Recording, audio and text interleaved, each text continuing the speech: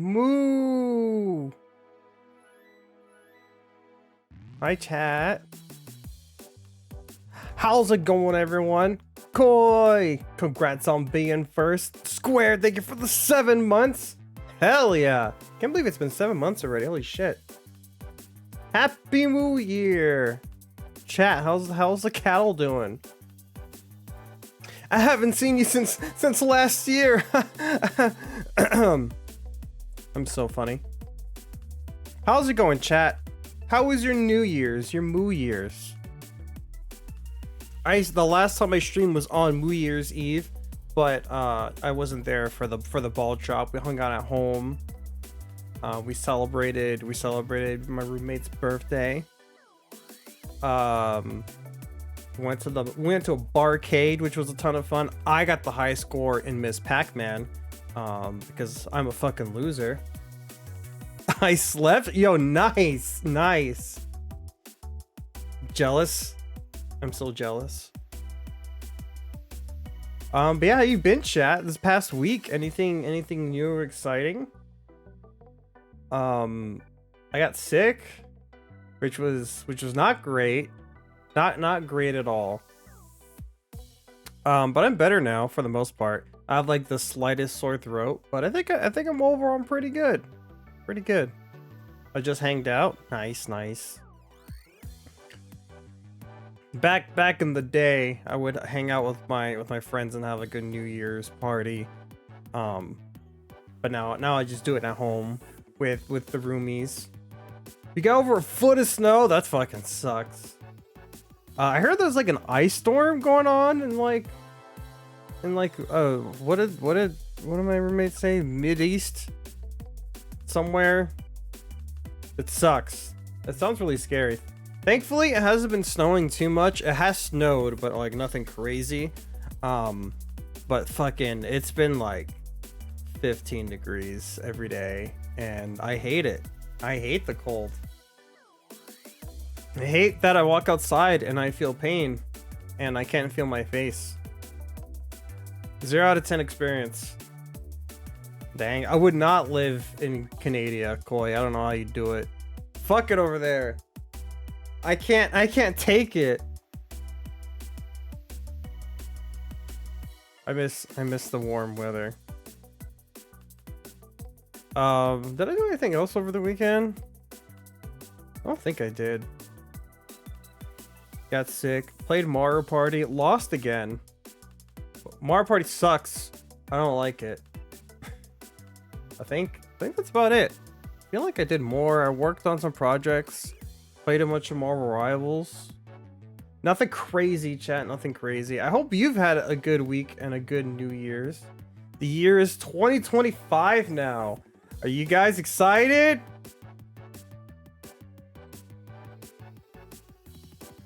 No one's cheering. It's okay, I'm not really too excited either. I guess we'll see. Maybe it's hard for babies. Yeah, everything about winter does suck. I don't like it. The cold, the snow. I'll take the hot summers in Florida over the cold for sure.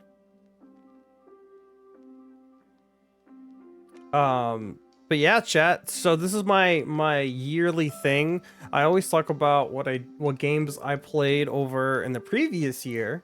Normally what I would do is I would do like I forget like the program I use. It was like a website that like basically I put on all the games I played and I choose between one or the other. And that's how I decide like what the best games were. And it's always interesting to do that because like the order is not going to be 100% correct, but it's like the order you kind of prefer. I think that's an interesting way to do it, but I want to do something different. And this time I'm going to do a tier list because tier lists are cool, and I don't know, I kind of like them. But yeah, before I do that though, I want to show you my schedule, chat. It's just another year for me. Not doing anything crazy.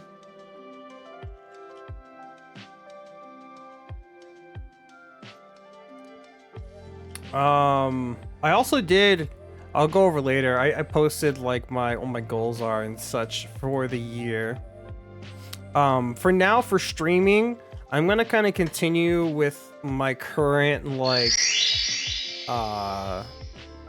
schedule, essentially, in that I'm still just kind of playing my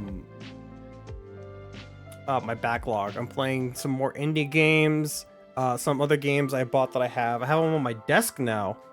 I put some physical games that I have for my Switch on my desk, so I remember that I have them, so that I remember to stream them.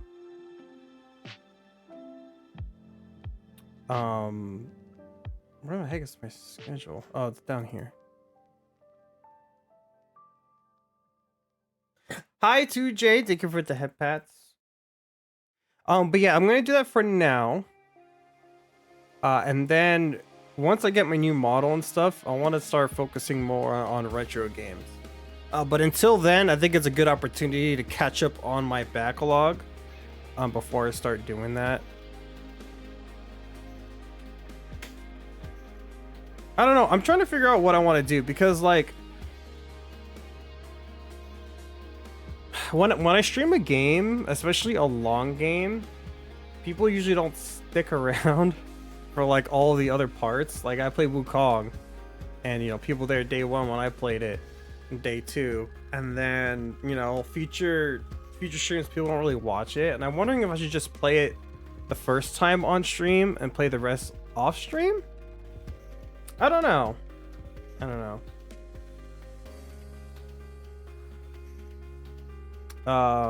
But anyways, let me catch up on chat. How's my favorite cow? I'm doing good. I am feeling better. I am not like 100%, I'm like 90%. I'll look some coughs here, a little bit of a sore throat, but not terrible, not terrible.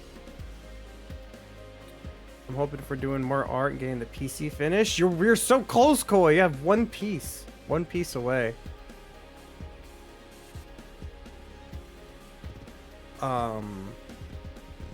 Yeah, I don't know what I'll do for when new releases come out. Stan, thank you for the 39 months. Not 39 steaks, 39 streak, not steak. You're missing the R. But thank you. Oh shit, what was I saying? I keep losing my train of thought. Sometimes I wonder if I should like I write notes in front of me like a presentation, so I know what I should be saying. But yeah, I'll figure out in the future what I want to do and what I want to stream, if I want to play games on release or not. Right now, as of this moment, there's like no games that are announced in 2025 that I'm like, I need to buy this and play this day one. I'm super fucking excited. I need to play it. The only thing I can think of is Metroid Prime. Metroid Prime 4. Definitely going to play that when it comes out and stream it. But I don't know anything else. Nintendo hasn't really shown anything. Or they're waiting for their Switch 2 to be officially announced, which everyone knows everything about the Switch 2, down to the fucking serial codes. So we do need Switch 2 news. I want to know what Switch 2 games. Thankfully, nothing on that end has leaked. I'm expecting a new Mario this year, but I don't know what else they got planned. They do? Yes. So like it's been like slow rolling. Like the motherboard's been leaked. The console has been more or less leaked. D-Brand just straight up just showed it off, which I thought was a move. Was definitely a move. Because they're like a big brand. But they showed off what the Switch looked like in its case, in the D-Brand case, so you don't fully see it. Which is wild. It basically looks like a Switch but bigger, plus a couple extra buttons, and no one 100% knows what they do. But the most recent leak was Joy-Con controller, and they confirmed it's real because the back of it has a serial number, and if you look up that serial number on like Nintendo's website, it shows up as like a legit thing. It doesn't say what the product is, but it verifies that it's a real product. So the controller is out. It's just a Joy-Con. It's nothing crazy. It's wild, man. It's wild out there. We'll see what the 2025 holds in terms of games. I just hope for a new Mario. That's really what I want. We've been playing through Mario Odyssey and I fucking love it. And I've been dying for a new Mario game. It's been 8 years. It's gonna be 8 years this year. Hope it doesn't drift. It's basically been all confirmed that they're using Hall effect joysticks. So no drifting, which is good. If you don't know what Hall effect joysticks are, basically they use what they call like a Hall sensor to detect movement instead of using like a physical part. So it literally doesn't cause drift. And that technology's been around apparently since the Sega Dreamcast. And like if you're ever buying a controller and you want to make sure it doesn't drift, you always look for like the term Hall sensor. If a controller has Hall sensor, they will fucking brag about it and put it on their description.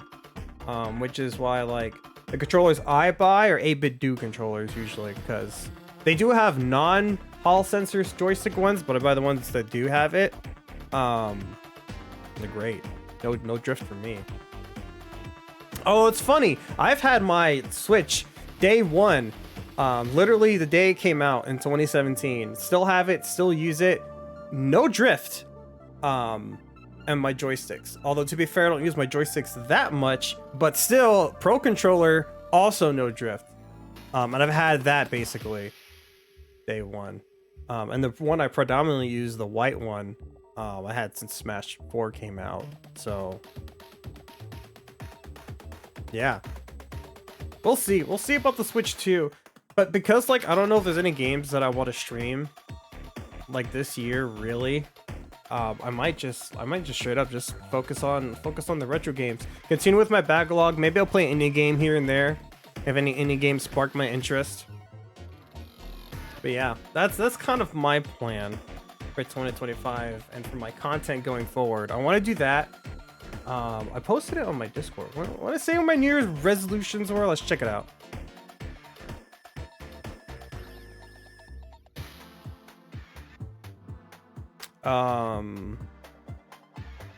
Oh yeah, I'm gonna be more active on the social medias, on the Twitters and the Blue Skies, which I've been doing pretty well so far. I want to try to post like once a day.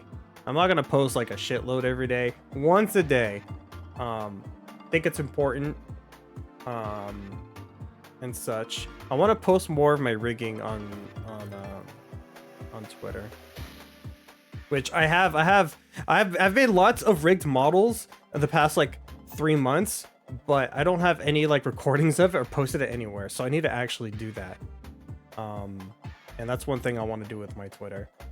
And I want to continue to get better with rigging, which I already have, and my current model looks fucking great so far. Super excited to show that one off once that one's done. Yeah. Why is the cow so confident? Pastry, anyone watching, the secret to confidence is fake it till you make it.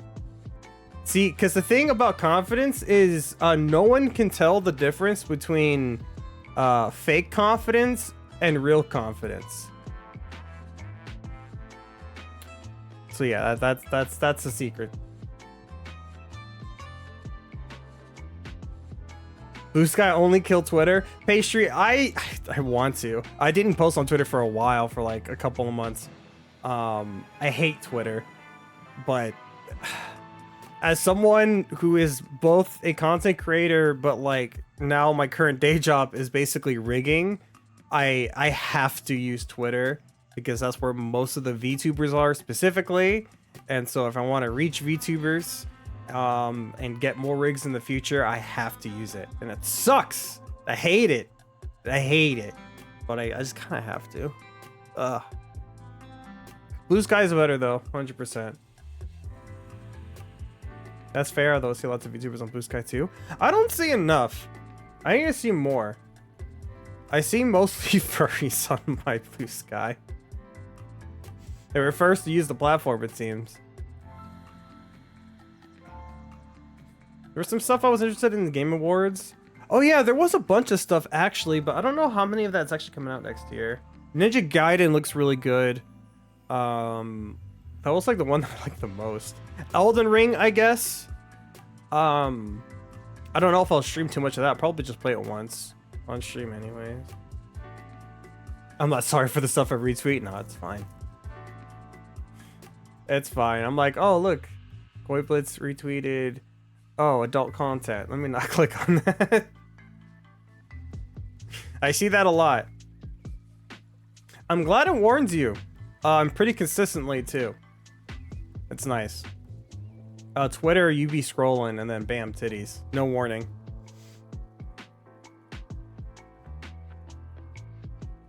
And be more active on there. I should be more active though. I'm bad at using social media. I don't know. I'm just kind of a quiet cow. Kept to myself.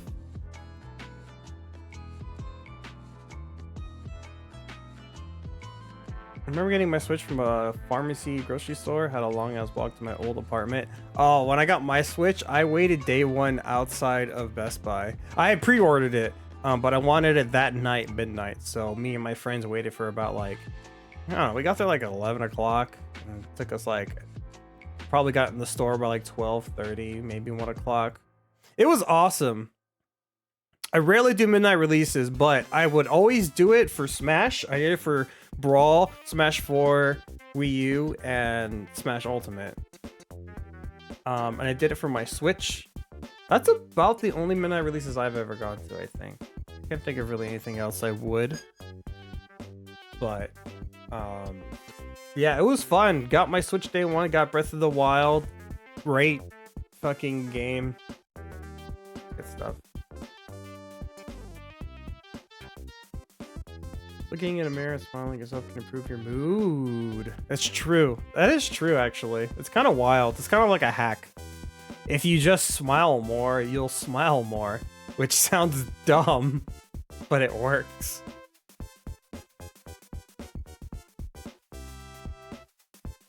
But yeah, my New Year's resolutions, chat. Also, what are yours? Chat, we got any New Year's resolutions? My other one is more focused on YouTube content. I want to do YouTube video a month. That's my goal. I really hope that I can succeed on that goal. I think what I need to do was I need to focus a lot less on writing scripts and just start recording.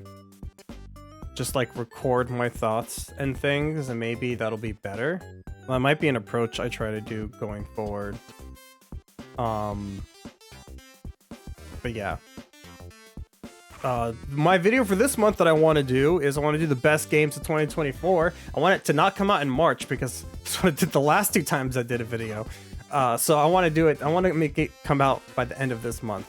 And that's what we're here today to talk about, actually. I want to do a tier list of the best games I played in 2024, which we'll get to in a minute. I don't feel happy when I force myself to smile. Aww. My New Year's resolution is to draw more, something vague so I can actually achieve it. Nice. It's important to like do some, not to like force yourself too much in it, or be too specific in a New Year's resolution.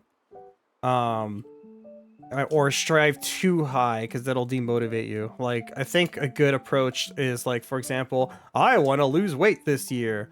I think that's a good benchmark. Just lose weight, lose anything. You know, maybe you weigh 250 and you want to weigh 200. But if you set that and you don't reach it, you'll be disappointed. So like, just say, I want to lose some weight. You know, I wanted to lose a little bit of pounds.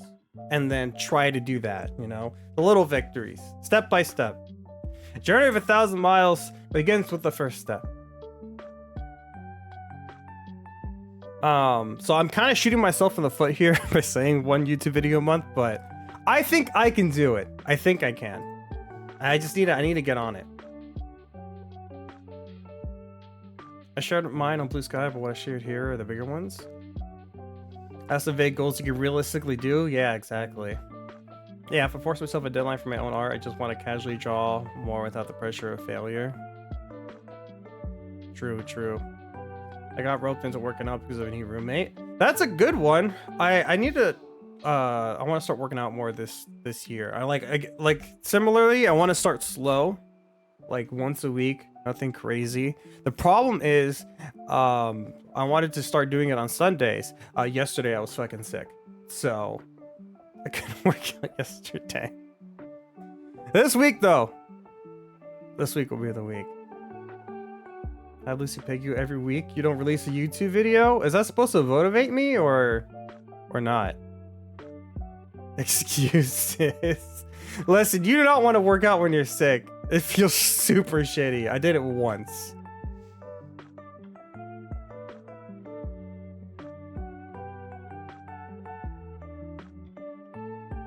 One push-up is good enough. I would love to work out multiple times a week, but I just gotta start off with just the one. Just the one.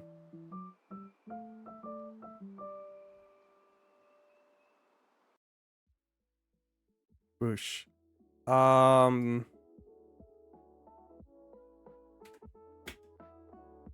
Let's show the schedule, chat.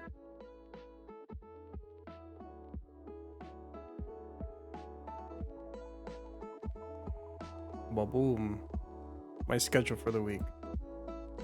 I'm sick too. I'm sick of your excuses. Excuse me. I also had workout redeems. I was going to add workout redeems if we reach that one goal on my last donathon. Maybe next subathon we'll reach it and we can add some workout redeems. Stretch. I could do that. You get stretchies.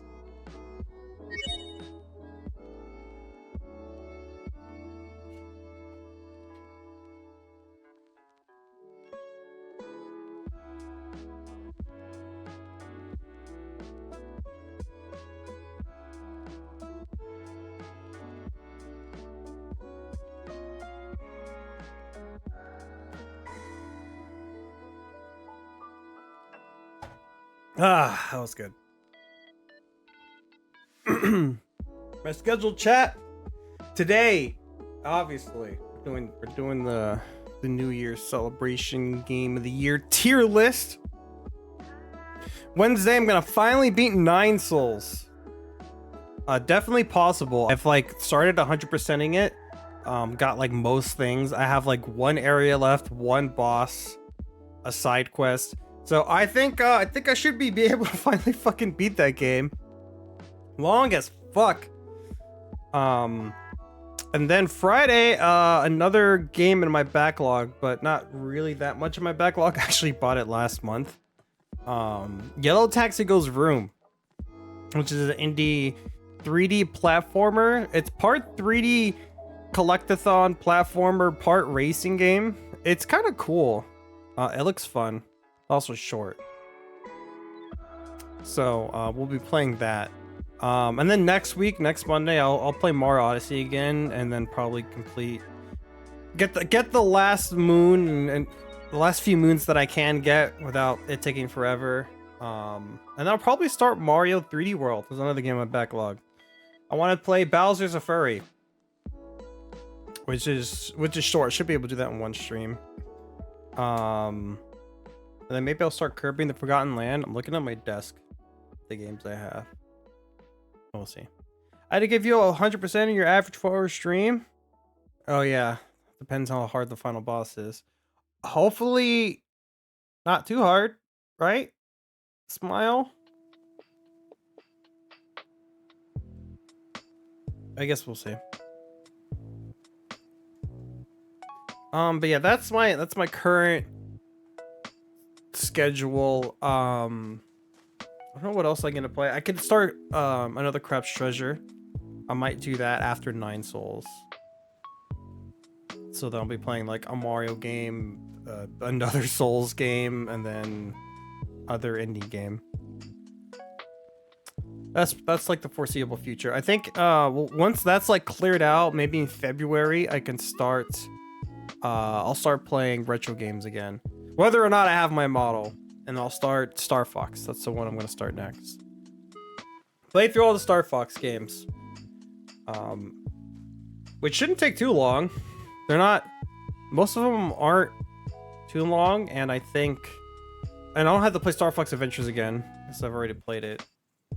The only one I'm worried about is the Wii U one, Star Fox Zero. I don't know how I want to do that, because you can definitely emulate it, but then you need a second screen. I have a device that I might be able to do that with, which would be cool if I could like get the main screen on screen and then like the other screen on my little retro device I got, and stream to it. I think that's a possibility. We'll fucking see. We'll see. But I do want to actually try to play Star Fox Zero. But that'll be tricky. But yeah. That's the schedule, chat, going forward.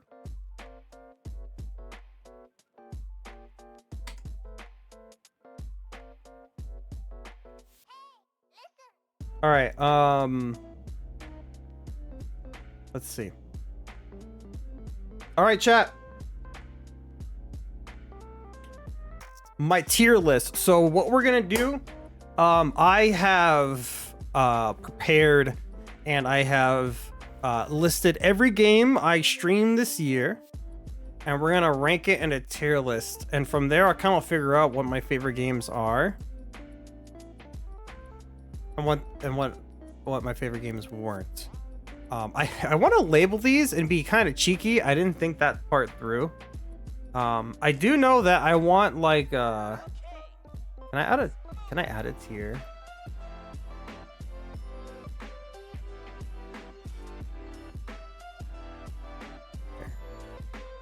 Oh shit, what color was the green?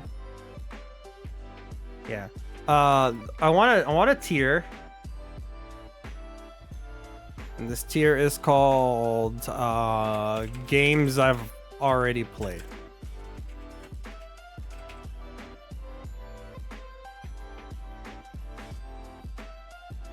Chat, do you have some cheeky names that I should name name my tiers? Star Fox is actually one of the better Star Fox games, IMO. I played it a little bit. I really like the idea of it, because like, isn't it like you take planets, right, and you pick different planets, something like that? I played a little bit of it. I played it when it came out on the SNES Classic.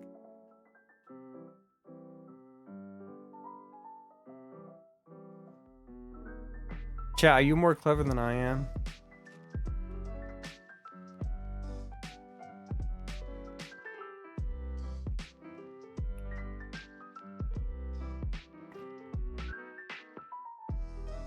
Let's just we'll do this.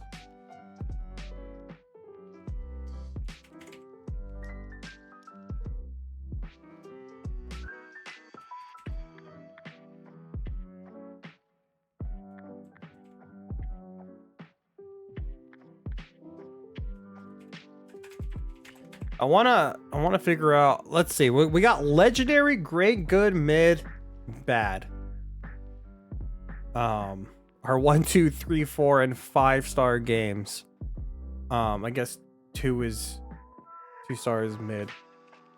Which I guess makes sense. I think 3 stars means it's like it's good enough. It's worth playing. Legendary. This will be a rare one. Not much up here. Great. This is probably where great and good is probably where most of my games will be. It's tricky scoring games for me, or scoring in general for me to give a score to something, just because if I choose to watch something, if I choose to buy something and play it, it's most of the time it's because I am already interested in the thing. So like, I will probably like the thing. So most of my things here will be like above mid tier probably. But anyways, I put all the games, here's all the pictures. You don't see my mouse, do you? Oh, you don't. Uh-oh.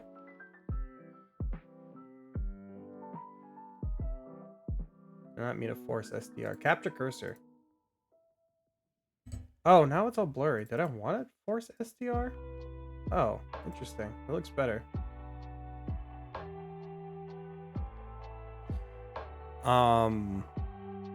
These are kind of in order how I played them, reverse, and then like not. We'll start from down here, I guess, and work our way up. Let's start with Valorant. Oh boy, chat. I played Valorant for the first time this year. I didn't play it very much. I can't say I am very motivated to continue playing it, especially with another game that came out. And yeah. It's not bad though. I still moderately enjoyed my time with it. I'll throw it in the mid tier. I'd rather play Counter-Strike. It's been a while since I played Counter-Strike. But I don't like the shooting in that game either. My problem with both Counter-Strike and Valorant is I don't like the shooting. I don't like how if you move, your accuracy is like 0 and you can miss. And if you hold down click, like you miss. You want to like tap it. I don't like it. It's very counterintuitive from the way I have learned throughout my entire life how to play an FPS, which is mostly Halo. Halo, if you're standing still, you're fucking dead. You don't stand still when you play Halo. You're constantly moving and shooting. I don't like it. I don't like it. Try to be realistic back in the early 2000s. I remember liking the original Counter-Strike, but then Counter-Strike Go, I didn't like very much. And this is kind of like Counter-Strike Go. But yeah, I don't know. It's not for me. But not bad though.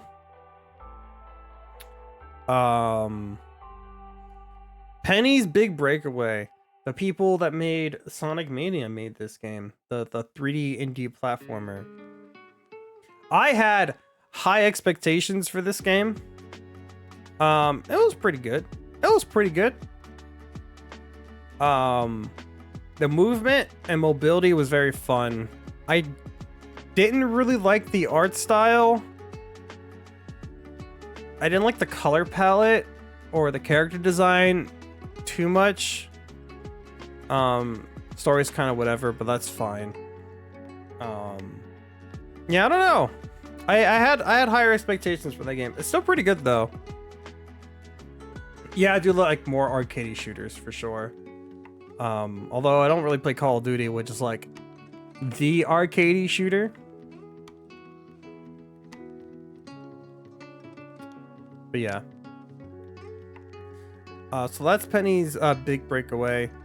I'm trying to remember like roughly the order I played these games. I played Zelda CDI for the first time, chat, and this obviously goes in the legendary tier. I played both what is it? Wand of Gamelon and Faces of Evil. Obviously legendary tier, one of the greatest games of all time. No doubt about it. No doubt about it. So it easily goes into the legendary tier. RZ, which is the spiritual successor to Zelda CDI. Also a great game. Also a great game. Call of Duty is a mix of both. Something like Halo or Quake has strong weapons just lying around. Oh, I see what you mean. Yeah. I mean, that's like a different genre, technically. I think that's, arena shooter? Because you're like in an arena. I wonder if I would like Quake. I never really played Quake since it was more of a PC game. And I was more of a console kid growing up. Nowadays, it's the other way around.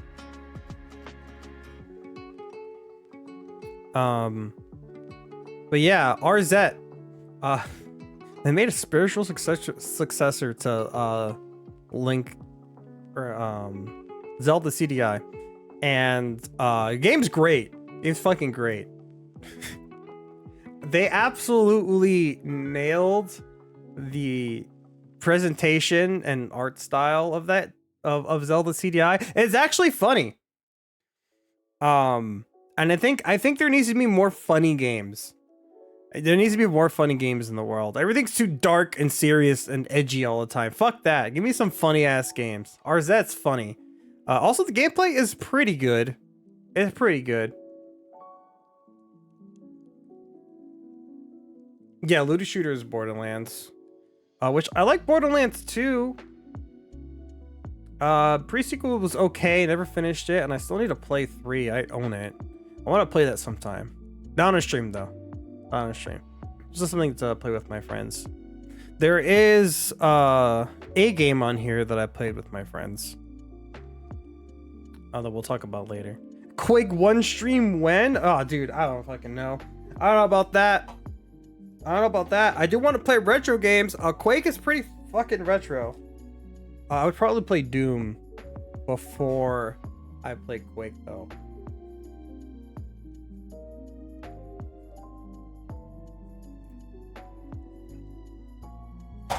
At least I know more about Doom. There's a Doom 1, 2, and 3.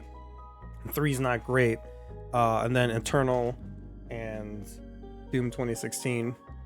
And then a new Doom. So maybe this year is a good opportunity to do it, since there is a new Doom game coming out. That's something to think about. All right, we already got games at all 4 tiers. We need something in the bad category, chat. And I know what's gonna go in the bad category. That's gonna be Sonic the Hedgehog 2006. Yeah, that game's pretty bad. I don't know if you knew about that, chat. Jesus Christ, that was not the year. That was not the year for Sonic the Hedgehog. No. Last year, generally a good year for Sonic fans. Or at least Shadow fans, with that Shadow animation and then Shadow Generations and then the Sonic 3 movie. Sonic 2006, not the year for Sonic the Hedgehog. It was the 15th anniversary. And boy, what a shitty ass present Sonic fans got. God damn. There's two games up there you play with your friends? Yes. I guess we'll talk about one of them right now, because we played that earlier this year. Helldivers 2, chat. I like this game quite a bit. I wish I played it more throughout the year. I didn't really have too many friends that were really into Helldivers 2. And it's kind of hard to coordinate with people. But Helldivers 2 is a great game. That goes in the great. Yeah, I think that's a great game. We do need to play it more. Going forward, I want to try to stream consistently 3 times a week, Monday, Wednesday, Friday. So like I'll be free, and so my goal is to be Monday, Wednesday, Friday I stream. Monday through Friday and maybe Saturday I'll work on my rigs during the day, and on the evenings of like Tuesday, Thursday, and the weekend I want to try to be free, so I can socialize a bit more. So Tuesday or Thursday night, maybe we could play some Helldivers. But yeah, that's kind of my plan going forward. Helldivers 2 is great.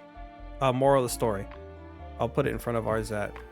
Very, very fun multiplayer, very unique. I don't know anything about Helldivers 1, but I like it. Unique. The game is beautiful. Runs pretty well on my computer. I love the presentation. I like how the Twitter account is like kind of like going along with the super patriotic like flavor the game has. It's very much like very patriotic and all about democracy, but in a very ironic way, because they're very much probably not a democracy and are actually a fascist state. But it's funny for it. Again, I like humor. The game has a lot of very funny moments when playing with friends. Some really funny shenanigans can happen. Great game. Love the game. Would recommend if you have 3 other friends. If you're playing solo queue, I have no idea. I didn't bother. I don't like playing multiplayer games by myself. I can't do that. I don't have the motivation. I can blame Overwatch for that one. Overwatch killed my motivation to ever play any game online by myself. Would not recommend. Helldivers 1 to 2 is Risk of Rain 1 to 2. Is Helldivers 1 was it a 2D game actually? The same game but fully 3D and bigger in scope? Interesting. I didn't know that. Watching the It's Just Bad episode of Sonic 06, they just drop elements from other Sonic stuff and doesn't explain what they are. I never even knew about Edgehog's ring bracelet thing. Are you talking about the fact that like Shadow, like he takes off his bracelets and he's like stronger or whatever because they're power inhibitors or some bullshit? Sonic 06 just has a really bad story. Really bad story, really awkward like relationship between Sonic and the princess, kind of really weird. Art style not great. There's a lot bad with Sonic 06. I struggle to find something good about that game. I think the core concept of time travel with like you need to prevent the future from being bad, and you have Silver, which is a cool character, and Blaze, which is a cool character. That element is good. The execution of that element, complete god awful garbage.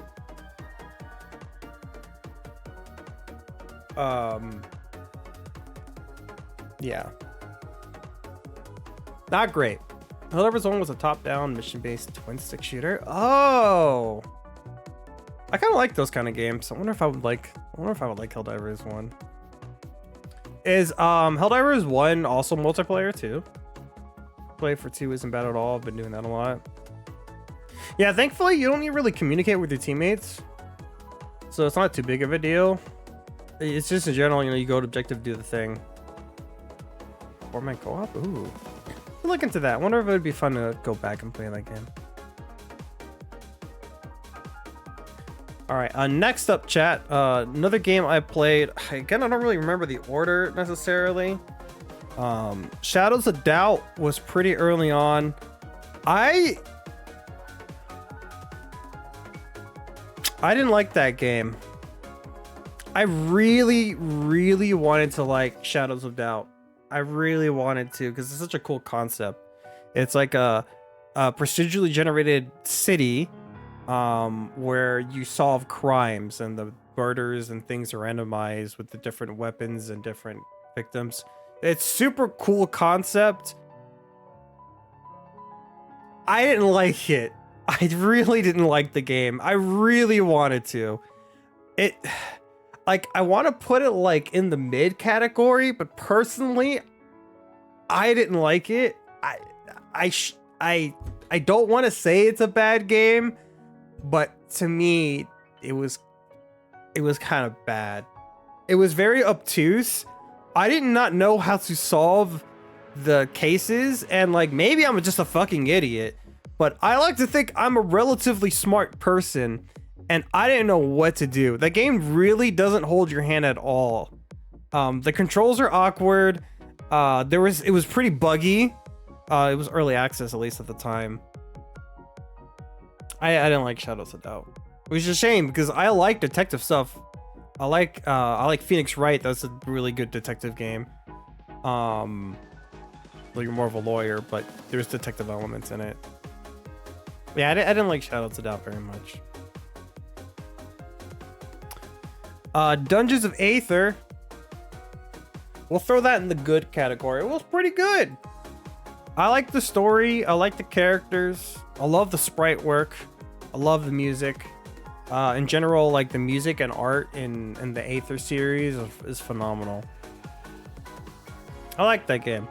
I don't know if I would say it was great. Because it didn't really stick with me. But it was pretty good. I like Dungeons of Aether. It was a great game that I bought for like less than $10. It's totally worth it. If you like the what kind of genre is it? It's turn-based. I don't want to say RPG. Dungeon crawler. What genre do you put that? Hi Gaming Chicken. Hi Lars. Thank you for the stretchies, the posture check, and the hydrate. How you guys doing? Dark is not here. He actually left today. I actually don't know if he's back yet. Because he had like a really long layover in a random state.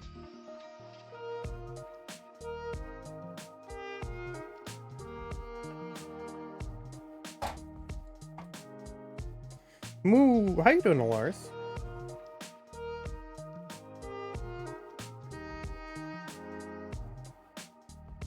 See?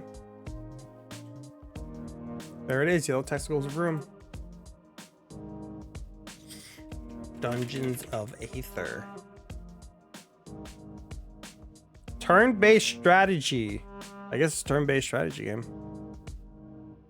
I like this game. This game was fun.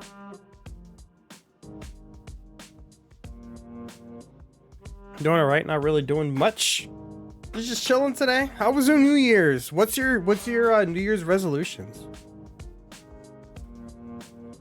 We were talking about mine earlier this stream. Kind of want to know what everyone's is. Being more active, socially or physically, or sexually. Stop being a sentient blob. Yes, all the above. That's fair. That's fair. I'm trying to be more active on social media. That's my thing. Anyways, other game I played this year. Trying to kind of go in order. Ultra Kill chat.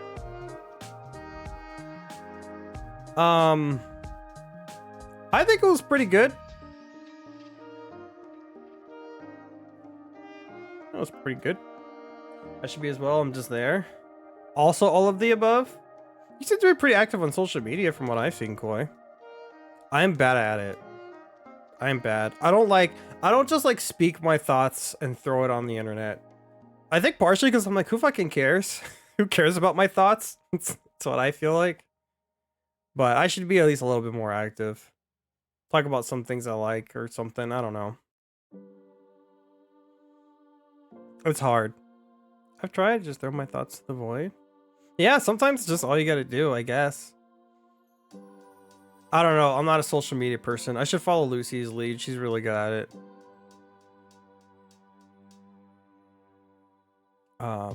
Anyways, chat. I put Ultra Kill as good. The community around that game fucking sucks. So many people would pop into my stream just because I was playing Ultra Kill to talk about it, and they were just like backseat. They would spoil things. They would be so smug about how some easy things are. I hated the community with Ultra Kill. That really dragged down my experience. Pretty fun game. Really weird story. I don't like the collecting orbs mechanic. I feel like that kills the pacing. It's like super fast, ultra fast paced, shoot things in first person like Doom. And it's cool ass movement. But then like you like go into your room, you kill everything, and then you like spend the next 10 minutes just walking around trying to find a blue fucking orb. And like you don't have to find the blue orb, but you don't have to do anything. You don't have to play this game. I don't even have to be here talking. So why is it there? I don't know. I didn't like that aspect, and I kind of killed it. Because like I have this thing in my brain where I'm like, I need to get all of the things. I've played Mario 64, I've played Metroid. I need to collect everything. I need 100%. I need all 120 stars. I need to collect every power up possible. I need all of the blue orbs. I can't reprogram my brain to do that.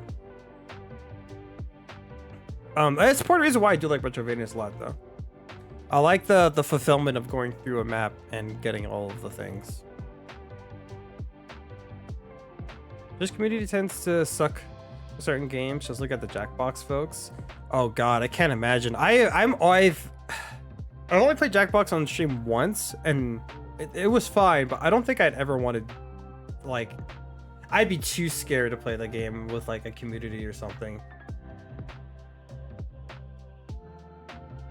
It's how I became a mod for Cat Vault. Wait, what do you mean? What happened? I mean, did you become a mod because of Jackbox?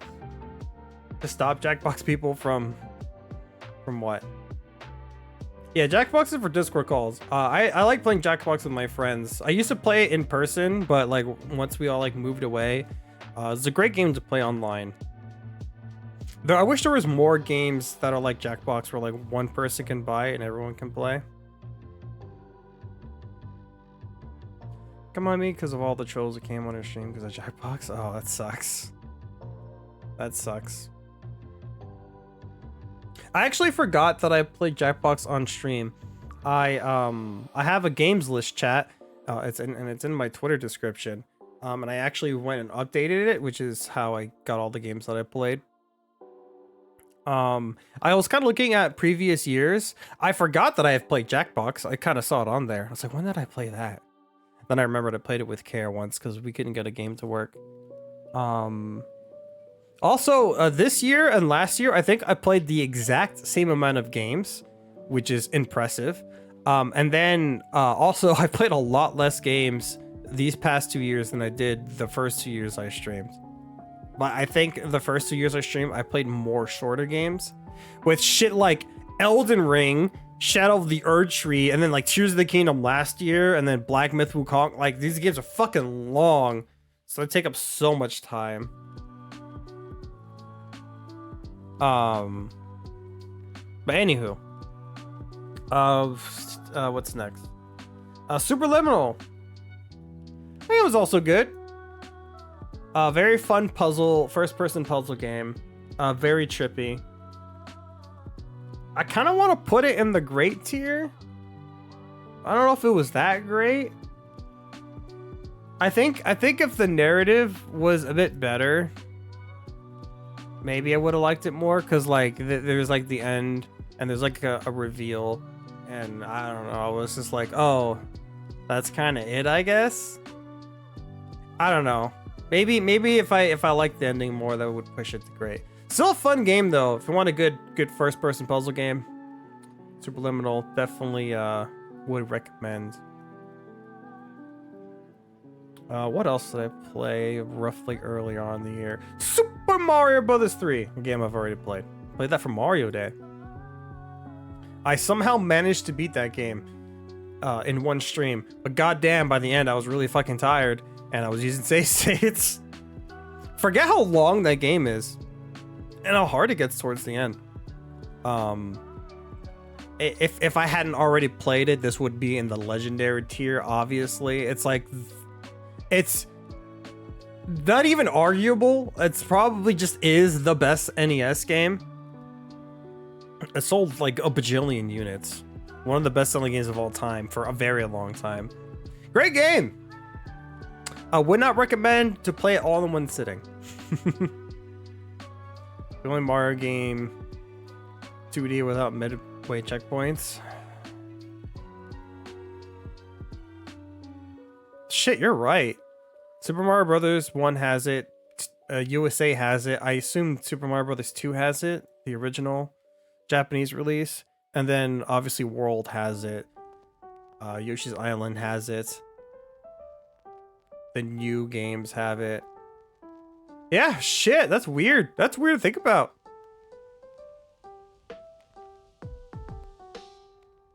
Thankfully, the levels for the most part are pretty short to counteract it.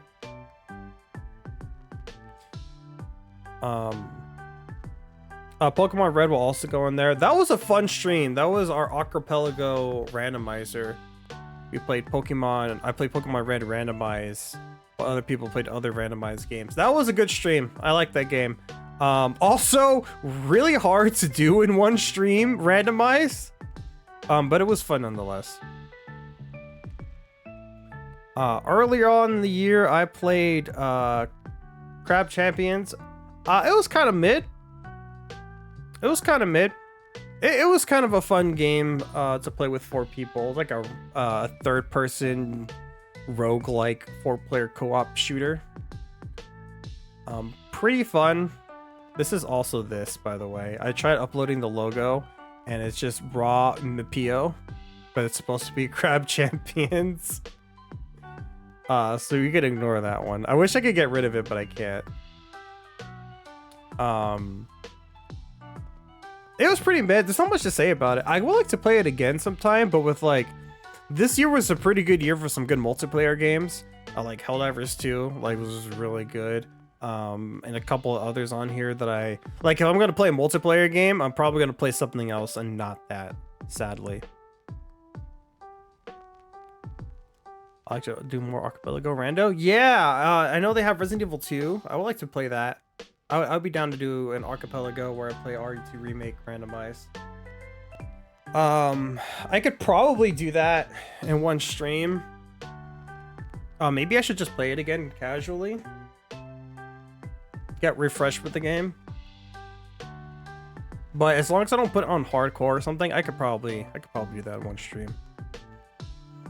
Still would love them for do a Dark Souls Archipelago. I would like to do a Dark Souls randomizer at some point. It's up to you. Yeah, I mean, I'd be down. I'd be down for some Archipelago. Chat, what else have I played? I've played some Neon White. That is a great game. That is a great game. Super fucking fun, smooth gameplay. I like the story. Story was pretty good. Game's great. Would highly recommend. Highly recommend playing Neon White. Super fun, very unique. It's like that first-person shooter, but like it's all about speed running a level. And the levels are quick. They're like, you know, less than 30 seconds long, like most of the time. And then you're trying to like you play the level over and over again to like beat it as fast as you can. The problem is I was so good at the game, getting the gold medal is easy. But I really like that game. Game's good. You know why it's on Game Pass? Well, there you go. I don't like when people say when a game is free on Game Pass, because I'm like, it's not free. You're literally paying the service. You're literally paying Game Pass to get the games. But if it's on Game Pass, absolutely worth it. Download and play it. Highly recommend. Highly recommend. You know, to do this in one sitting, there are games like Stardew Valley. What's the victory condition for Stardew Valley? Then again, I haven't played Stardew Valley, so I wouldn't even know. I didn't say it was free. Yeah, I know. You said it correctly, Cool. You said it correctly. Some people don't.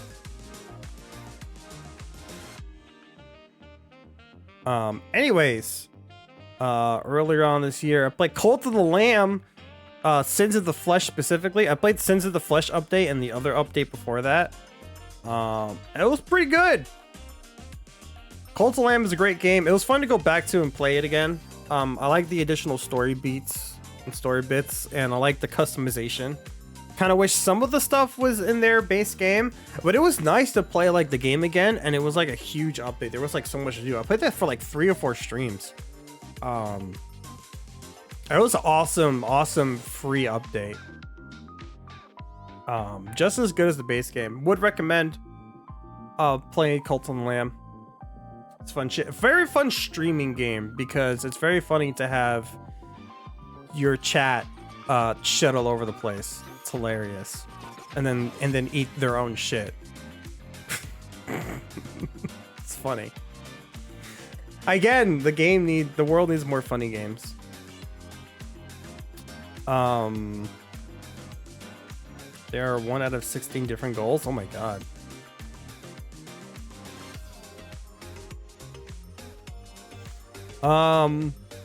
Earlier on this year, we're starting to get around the middle of the year now, I think. Cuphead. The game is great. Everyone knows Cuphead is great. It belongs in the great tier. A lot of fun, kind of bullshit sometimes, and sometimes very frustrating. But goddamn, is the game fucking beautifully animated, and the music very fitting, and you know, Yeah, everyone knows Cuphead is a fucking great game, so that belongs in the great tier. Easy peasy. Then I went to the bar asking for Fem Cocoa milk. I forgot about that. That was good. I started making people mandatory bartenders. That was fun. I should go through the clips of that game. Hey, Fem Cocoa.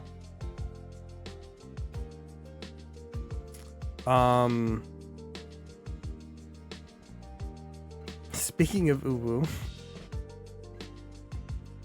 Next up, I played Celeste 64. Very short, like hour-long game. Very fun, very much worth your time. If you've played Celeste, just play Celeste 64 for a nice game. It's a 3D version of Celeste, and it's very short. And it was free, and it was fun. I like that game. Good game. Good game. I'm curious if they would make a full-on Celeste 64.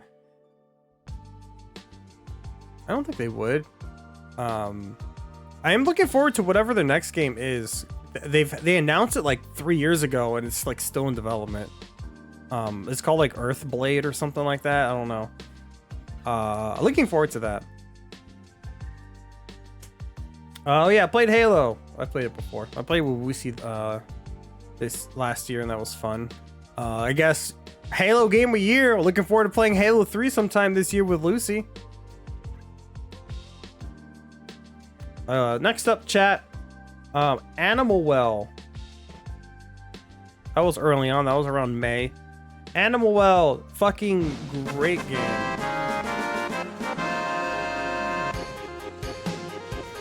That was very loud for me.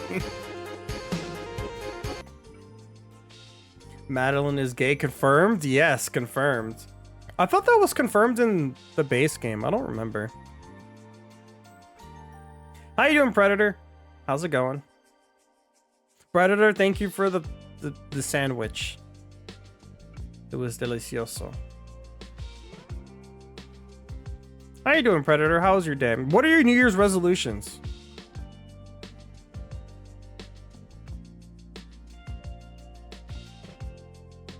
Tell me. All right, I just put Animal Well. Animal Well deserves the great category. I think it deserved Indie Game of the Year. I like Balatro. Don't get me wrong, but Animal Well is a very unique experience. There was a lot of like love and attention put into that game. Not that Balatro didn't, but like Animal's really good. really good game. I guess since we're talking about Balatro, Balatro is good. Maybe great. I'll think about it. Maybe I'll move Balatro to great. Balatro's good. I've been playing it actually off stream. I think that said she was trans. Something about a preference. I thought that she like mentioned having a girlfriend like in the DLC of Celeste. It's been a while though. I haven't played Celeste since it came out. I think about streaming that game sometimes because Celeste is fun. I might. I have it now. I have it like twice. I bought it on itch and I bought it on Steam. Great game. I must be showing her the order so I knew that I didn't mess up the order. Yeah, everything came out good. Don't have any, maybe just to get promoted. Ooh, that's a good one. That's a good one. I think it's good to have at least like 1 year's resolution. At least. You only go crazy.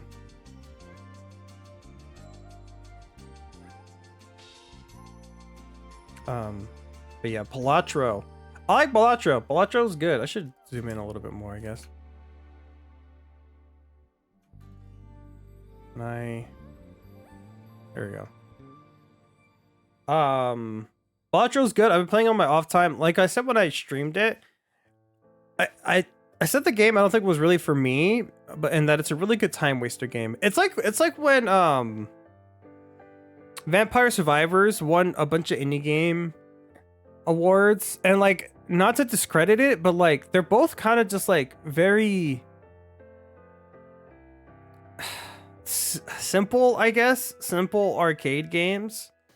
And I like them and they're good and they deserve the praise they get, but like sometimes I feel like indie games deserve it more for doing something more ambitious, I guess is a good way to put it. More ambitious, that does more.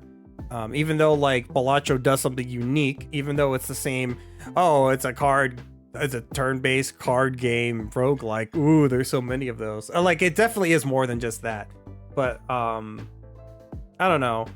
I really liked Animal Well. Animal's really good. It's not the first of its genre, which apparently there's a name for it, Metroidvania. But I really liked it. It was super good. I'll talk about another indie game that deserves praise later. What else do I got here? A side order, chat. Side order. That came out like in March. This is great. This is great. I'll put it like right there in the middle of great tier. Great game. Great DLC. Very fun. I like the story. I wish there was more.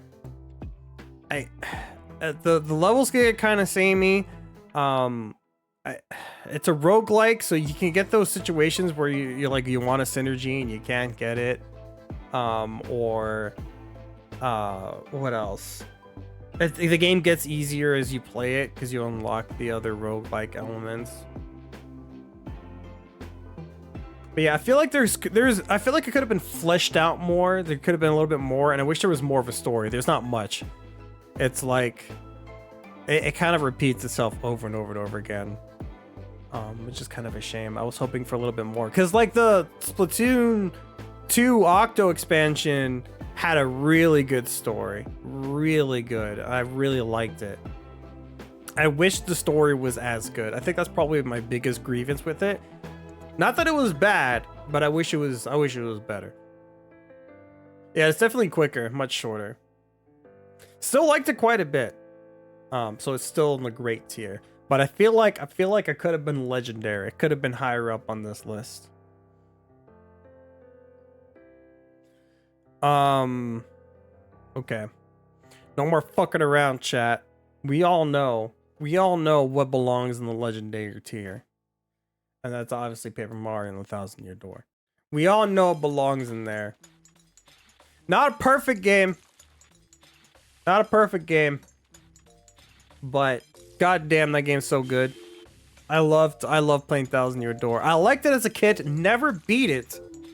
Finally beat it, and goddamn, that conclusion is so good. The writing, the HD graphics are super nice. They streamlined a couple of things, which is really nice. They could have streamlined a couple of more things. Could have cut down some of the backtracking. They could have make you be able to skip dialogue. But like overall, it was really good. It was a really good fucking game. If anyone ever asks me what my favorite RPG is, I'm gonna say Paper Mario. 1,000-Year Door. Every time. I kind of do want to play Paper Mario, now that I think about it. I wanted to play Paper Mario 64 this year. I remember as a kid liking Paper Mario 64 more than 1,000-Year Door. I was a kid. I kind of want to compare the two and see which one I like and which one I like more than the other. I have more fondness for Paper Mario 64 because I've beaten that more. So maybe I'll play that this year. But yeah, 1,000-Year Door, fucking great game. Fucking great game. I really like the remastered soundtrack. That's one thing I really liked about that game.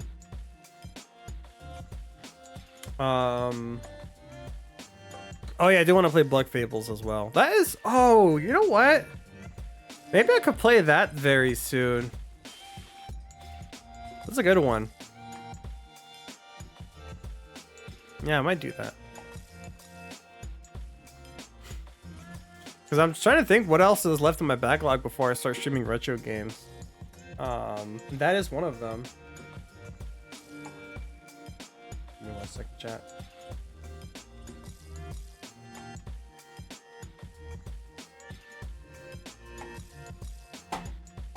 Nothing important. Chained Together. That was a fun game. Maybe that goes in the good tier. It was a fun, silly co-op game. I would recommend playing that game. Also recommend playing it on the easy mode. Fuck playing it on not easy mode, where they give you checkpoints. I like Chained Together. It was pretty fun. Pretty fun experience. Let's go with, we're in like what, June now. I played Goodbye Volcano High for Pride Month. Chat, where do you think this one's gonna go? Legendary? Bad? Mid? I think it was pretty mid. The game that's only possible with the power of the PS5. That's why I played the Steam version. The game was pretty good. I kind of like the story. Very melodramatic. I wish the rhythm section were harder. But I don't know. It was pretty mid. Pretty mid.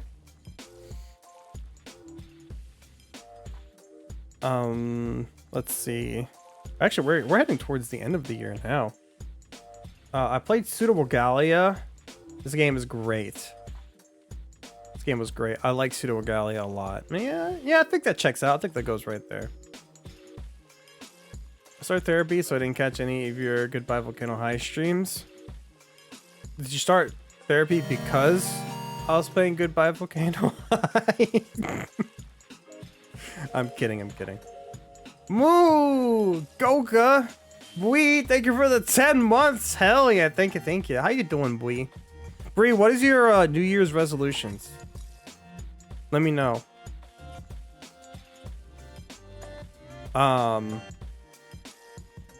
Okay, Goodbye Volcano High was pretty mid. It was pretty alright. Just took the fattest nap. I thought you said you can't take naps. You just lied to me? Just lied to me like that? I can't believe you. I don't even know who you are. My stream deck is not working. Oh, cool. You'll love to see it. That's not the button I pressed. Is it gonna unpress it? Damn it.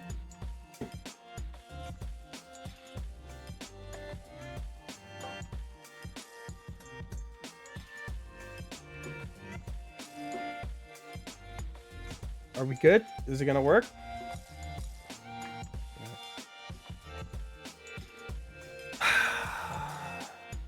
I spent like $100 on you.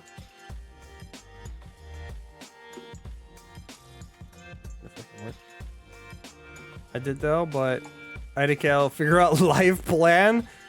We were talking about New Year's resolutions and how they shouldn't be too big. You want to start small. Maybe not life plan. Maybe think smaller on a smaller scale. Because if you think too big and you don't reach it, you get disappointed. So it's good to strive for something like in the middle. 5-year plan. How about just a 2-year plan?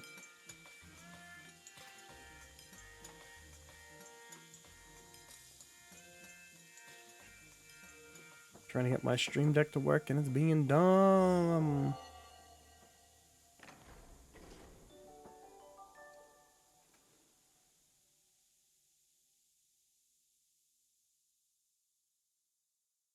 It's not opening back up. Don't make me whip out Task Manager on you. Make me whip out Task Manager. I can't believe it.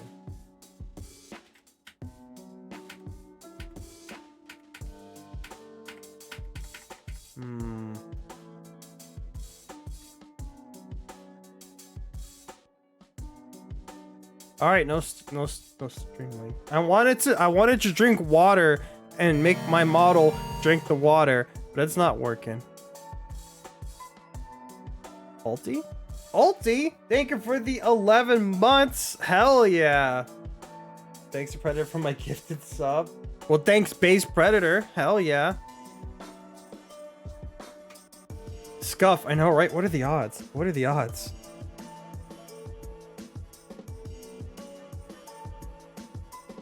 Okay, I got my Stream Deck app to open up. It's not responding, and now my Stream Deck is not lit up at all. Okay, cool. This is great. Elgato's like, what? Multi-million-dollar company? Easy, maybe billion? Freaking.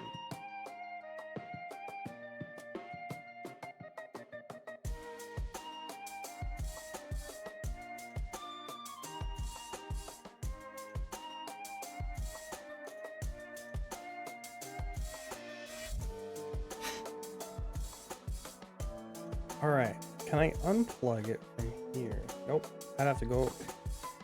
Son of a bitch!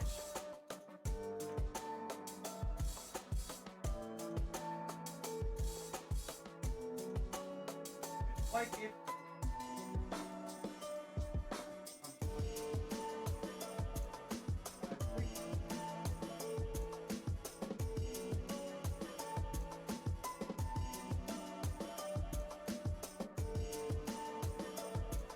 All right, progress.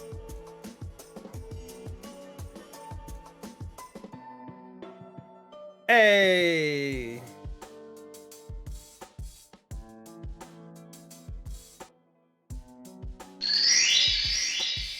Thank you for that.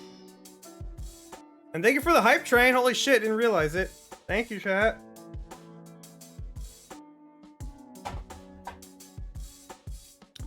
All right, what was I just talking about? Goodbye Volcano High, pretty mid. Yes, let's stick with that.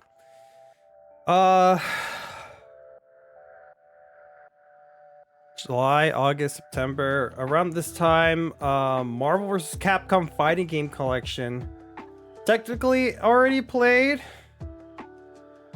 I don't know how to rate this. It's a collection of games. Some of them I play, some of them I haven't. Oh, I don't have it on my screen. Whoops, there we go. That was on my stream. I guess I'll throw this in great. Very happy to see this existing. It makes me very happy, and it works, and the online's good. Not perfect, but still great. Let's leave that there. Hi, Donnie. How's it going? Happy belated New Year. What is your New Year resolution? Tell me. Enlighten the cow.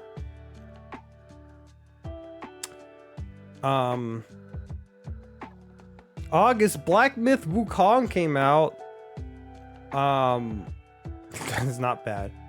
A lot of people think deserved Game of the Year.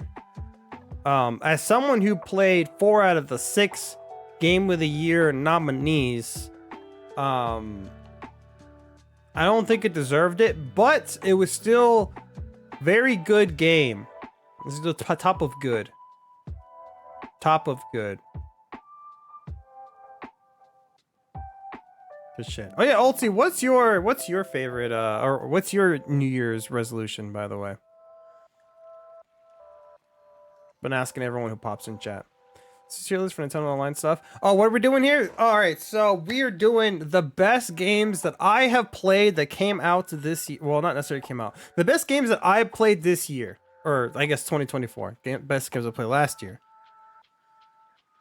And I'm trying to figure out what are my favorite games that I played and that I really liked and what I didn't like. So this is all of the games I've played. Most of them I streamed. There's like only like 2 games on here I didn't stream or something. But yeah, that's what we're doing. I'm kind of going in order as I played them throughout the year. That's what we're doing. I'm ranking them. Wukong. Shit, I might get people mad for putting it at good, but it's the top of good. I think it was better than Balatro. Maybe. Kind of weird to compare the 2 games. Very different. I don't think I could put it in the great tier. Like, I mean, is it really as good as Cuphead? Or like Helldivers? Animal Well? Because like, I really like Wukong. game is beautiful. I like the story and the characters. But I don't like the main character because he's bland, and I wish he had a personality. The level design is ass. It's so easy to get confused and not go which way, the correct way. There's no map. There's lots of secrets, but they're super obtuse and hard to find. Like the boss fights are the highlight of the game. They're really good boss fights, but in between like the boss fights, it's like a bunch of boring fights, and sometimes they're kind of annoying. It's just like, oh yeah, fighting the same enemies over and over and over again. It gets kind of bland and boring. So like those are the strengths and weaknesses. I think if they cut some of that shit out and maybe not make the game as long, had better main character, maybe a little bit more clear on the writing. I don't know. That one's subjective. I would put it in the grade tier, but for now, it's good. It's quite good.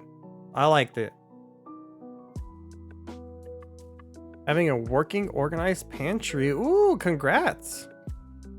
Every time we go grocery shopping, we make sure to like put things in the right place, and if things aren't in the right place on our pantry, we make sure to put it back. Every time we go shopping, so it's not too cluttered. Easy, pay down the massive amount of debt I accumulated in December like an idiot. You got all year to do it. I believe in you, Altsy. I think you can knock that out of the park. Wait, I'm an idiot when I'm sending the streams out now. I knew you get it eventually. I knew you get it. Most of the games on this list came out this year anyways. I'm very behind on shit like Neon White and Pseudo Regalia. But yeah.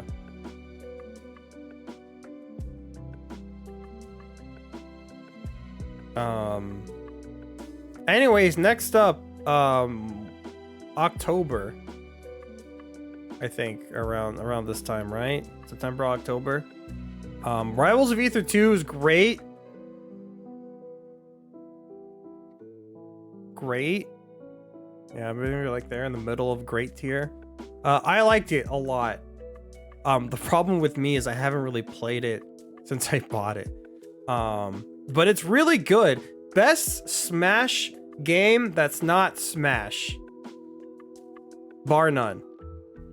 It's really good. I wish the game had more cast. I think I wish I had a better and bigger starting roster. Thankfully, they're making all characters free, which is super exciting. So I'm super excited to like visit the game once every few months when they add a new character. Rivals of Aether 2 though is really good. I like it. I wish I had more people that played it. I don't have friends that play Rivals of Aether is my problem. Like I said earlier, I like to play multiplayer games with friends. I don't like playing it online by myself too much. I should go do it though. Woo! How's it going, Coffee? How you doing? What's your New Year's resolution?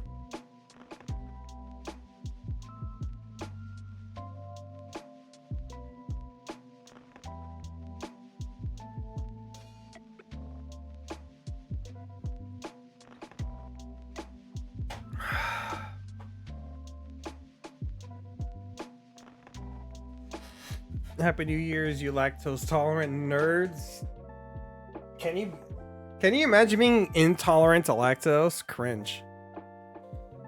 Cringe! I guess I should stretch. But yeah, New Year's resolution, Coffee, what you got? It's an issue of having containers for open stuff and grouping products together. In little baskets? Oh, we don't go that far. We just have shelves. Or like, this is the snack shelf. This is the baking shelf. These are where all the cans go. That's about it. It's pretty straightforward. Pretty straightforward for us. I drink my 2% milk. Nice. I switched over to 2%. Trying to lower my cholesterol. I probably still drink too much milk, but it's so good. It's also my go-to breakfast. Is to drink a shake, like a meal replacement shake, but I use milk and then mix it up. But I probably drink too much milk still. But I like it, and I don't know what else to do for breakfast. Oh, what am I gonna do? Cook? Psh, fuck that. I already have to cook for dinner. I'm gonna cook for breakfast. You heard it here first. Being lactose intolerant is cringe. It is. It is. Imagine cooking for real. I do it twice a week. Oh, by the way, I meant to ask you, do you play Monster Hunter games at all? I don't. I have not played a Monster Hunter game. I wonder if I should like play the new one that's coming out. I don't know if I would like it, which is why I haven't bought or played them.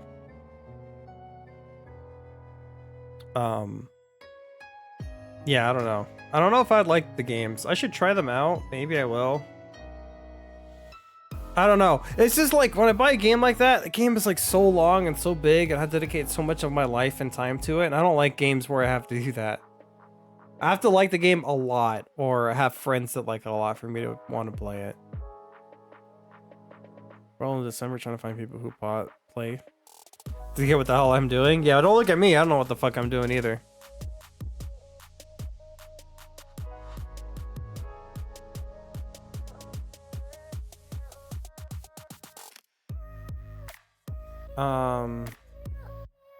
Monster Hunter is fun. Maybe I'll play the new one that comes out if it's good, which I'm sure it will be. The last like 3 have been good, like really good, so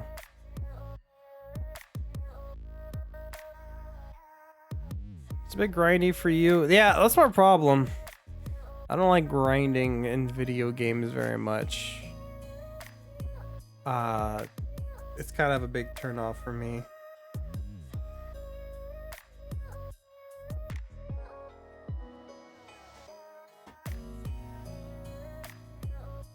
Yeah, I got 2 of the games on 3DS when that was still a thing. Yeah, I played World because apparently really good. Yeah, I heard that one's really good. I heard both that and Rise were really good. Which Rise was the newer one. But man, you're getting into it a little late. You're buying World, and then like the new one comes out, I think in March, right? Or no, something else coming out in March.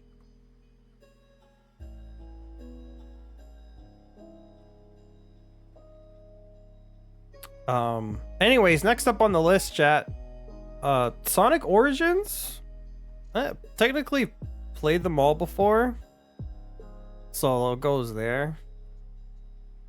I'd probably rate it in the good category or the great. I don't know.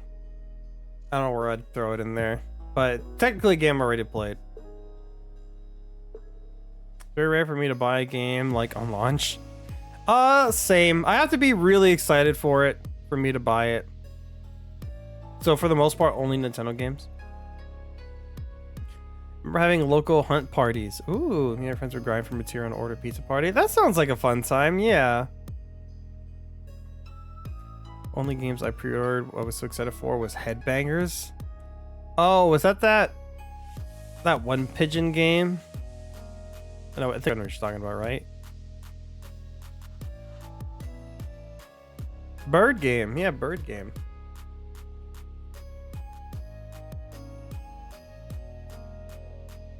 Bird game is hype.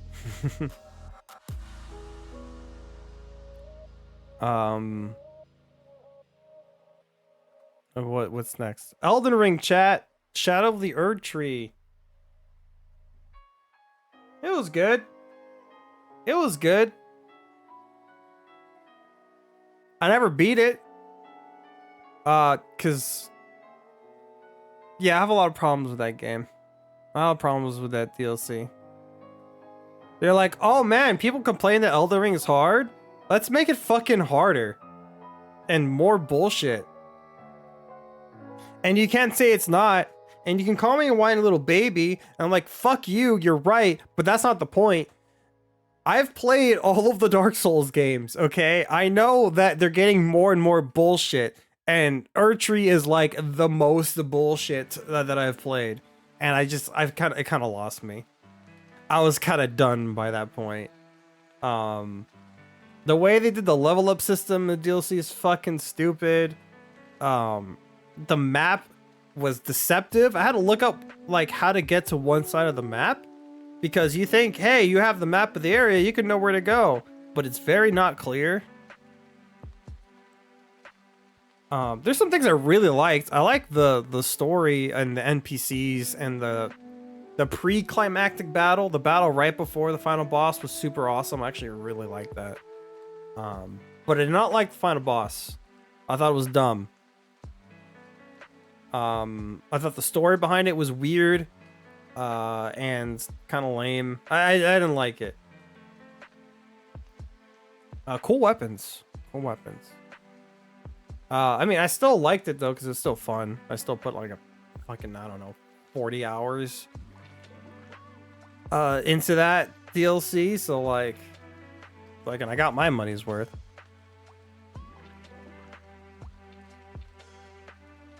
I have returned home. Welcome home, Tark. How's it going? How was your New Year's, Tark? What's your New Year's resolution? Okay, Coco, I suck Elden Ring too. It's bullshit hard sometimes. Absolutely bullshit hard. You're doing muy excelente today. Well, gracias, gracias.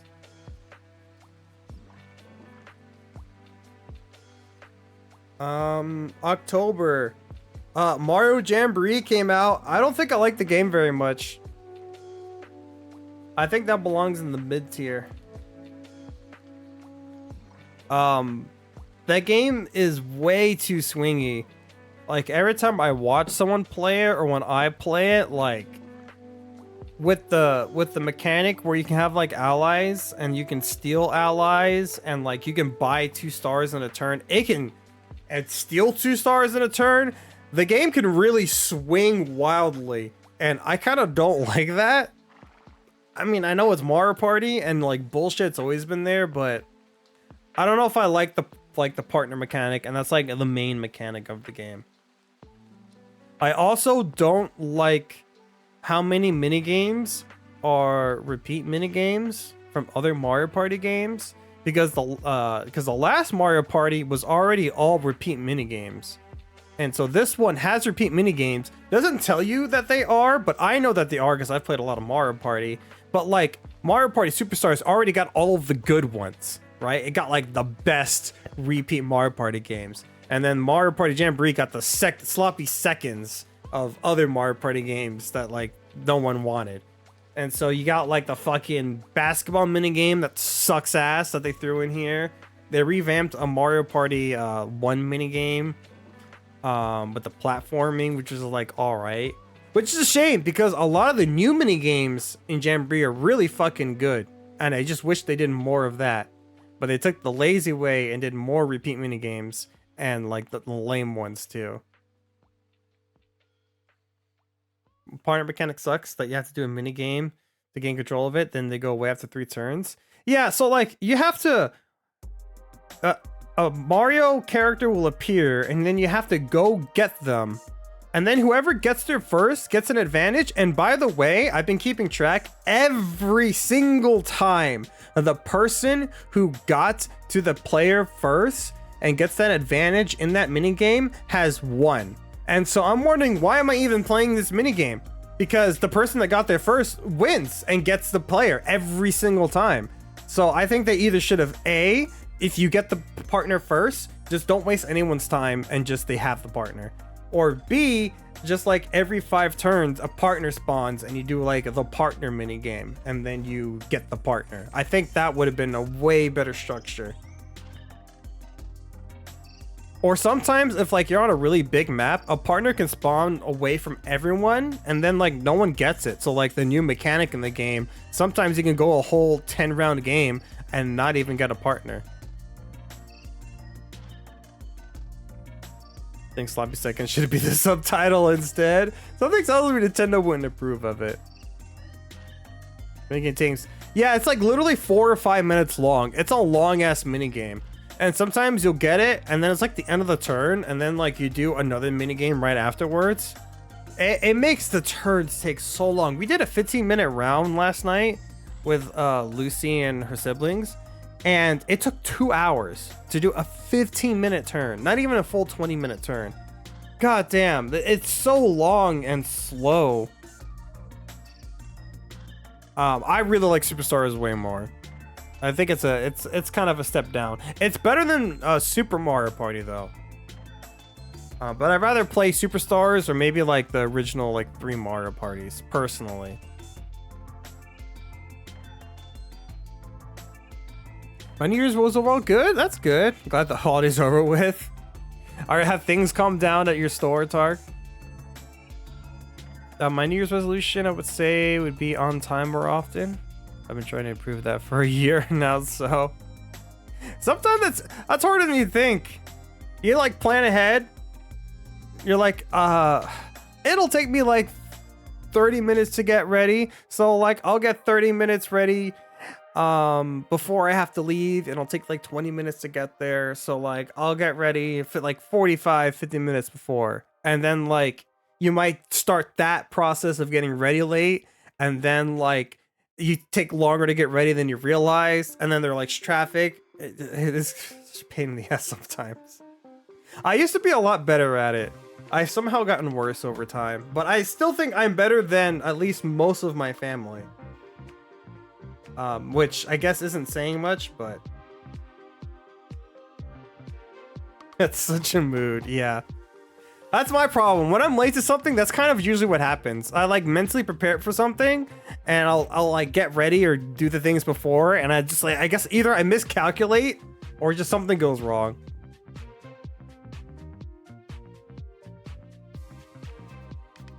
That's a good New Year's resolution to do though. Definitely a good one. Damn, my phone's loud. Without do not disturb. Previous Mario Party is perfect for someone like me who didn't get to own a lot of Mario Party games growing up. Memories kind of rehashed Superstars, and I'll pass on it. It's a bit different. It's the partner mechanic really sets it apart, but I just don't think they quite nailed it. I haven't played all of the maps. There's like one map I haven't played now. But I do appreciate how Jamboree does have 7 maps. 2 of them are repeats. I haven't played one of the repeats yet. Which I think is fine. I'm okay with repeat maps, especially if you already have more than like the average Mario Party game. Like I think 5 is a good starting point, like Superstars was. So you have 5 original ones, and then 2 in my mind like bonus ones, and then they're repeats, and that's fine. Especially since they weren't repeats before. So I'm okay with that. I think the maps, I haven't played them all yet. I think they're kind of hit and miss. I like the mall one. I played that yesterday. And the mall one's good. I like the idea of the racetrack one, but I'm not sure 100% I like it. I think the Wiggler one is boring. I don't like the volcano one. I might have to play that one again, but I don't think I like that one very much. I don't like how the paths are blocked for 2 turns, so like no progress I feel like happens. Stuff like that. The maps are kind of hit and miss for me.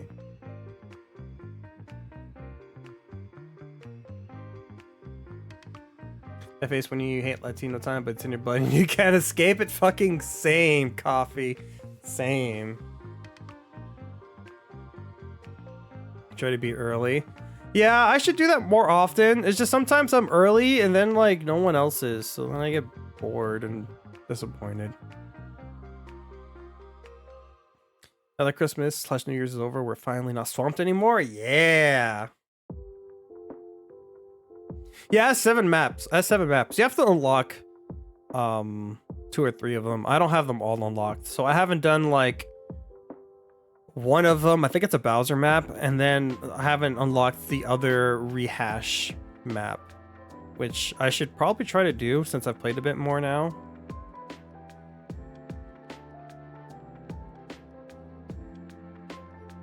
I was single playing about Superstars. I wish there were more maps. Yeah, I wish there was at least a 6th map, or there was DLC. Because I really like Superstars. I just wish there was more maps. Like, it's just like a DLC map pack. Give me 2 more maps. I would have loved it. But it's close to perfect. I think that, and I think I wish the game was a little harder. The game is very generous with its money. There's a lot of lucky spaces that'll give you a lot of money. Mini games, if you come in second or third, gives you money. And then like you'll have the versus battle mini games where you like wager X amount of coins, but like you'll wager like 5 or 10 and that means like nothing. Or you'll do chance time and you'll give 3 coins to someone. Or like there's a lot of instances where like the coins don't really matter. Like that one game I streamed that had over 300 coins when I played with Dark and Shay and Bree. Like that was a lot, and that's not uncommon. Yesterday when we were playing on the mall map, Lucy had over 200 coins, easy. And by the end of the game, she had 4 stars. So like the coin economy is fucked. If the coin economy was already fucked in Superstars, it's even more fucked in Jamboree. They throw out coins like candy. It's ridiculous. Compare that to Mario Party 1, where like you can play a mini game in Mario Party 1, and if you lose it, some mini games you will lose money, which was hilarious and extremely rude. The coin economy is kind of fucked in Jamboree. Yeah, and a 15-turn game. Yeah, she had 200 coins. You think at this point Nintendo will make DLC for Superstars? I don't think they'll do DLC for Mario Party. I think they're content with releasing a Mario Party once every 3 years. Get people to buy the game again.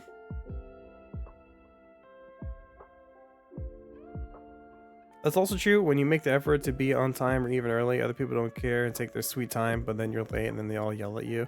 Thankfully, I don't have that problem where they yell at me. I have the earlier problem though. It's really annoying with my family because like I'll exaggerate. My mom will be like, yeah, your brother will get here at 4, and I'm like, yeah, so you mean they'll get here at 5, right? And then they get there like at 5:30, almost 6, and I'm like, Jesus Christ. I was already expecting them to be late. I arrived like 30 minutes late, and I still have to wait an additional hour for people to show up. Latino time is awful. It's weird too, because like my mom and dad were very punctual people. So I don't know where my brothers fucking got it from. No idea.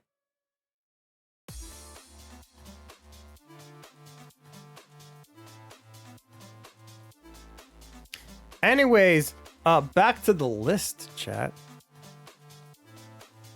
I think we talked about Mario Party enough. Resident Evil Village. I didn't finish this game, but I'm putting it in the bad tier just because I think the first level is bad, and that's all I've played of it. All I've played is the first level of Village. Couldn't get past it. Think it's bad. I think if I spend 30 minutes at the beginning of your game and I can't get past it, I think there's something fundamentally wrong with your game design. This is coming from me, who has played Resident Evil 1, 2, 3, 4, 5, 6, 7. And I played Resident Evil 2 and 4 remakes on the hardest difficulty the first time I played it, and I did not struggle that much on those games. Even Resident Evil 4, which I did struggle that beginning bit quite a bit, Village was even worse on that beginning hard bit. So yeah, bad game. At least the first level is bad. Not necessarily the whole game. Yeah, I didn't get past it. One day I'll probably go back, maybe closer to whenever Resident Evil 9 comes out. I'll play Resident Evil 8 and I'll play I'll play it in a lower difficulty, I guess. But I didn't think the hard difficulty would be that fucking hard, considering I have experience in Resident Evil. I thought it'd be all right. Yeah, the enemy are damage sponges in a game that's all about conserving ammo. Ridiculous. Absolutely ridiculous.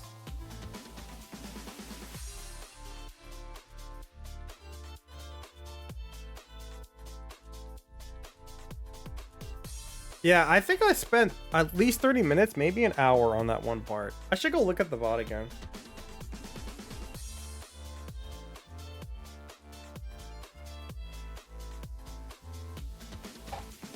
Yeah, the one run where I survived for like, I don't know, close to 10 minutes, but I was completely out of ammo and grabbed all the ammo I could, and so I was just running around waiting for it to end. Such bullshit. It's weird though, because people liked it. I wonder if other people struggle with that bit or not. Maybe I was bad. Maybe there was something I was missing. I don't know.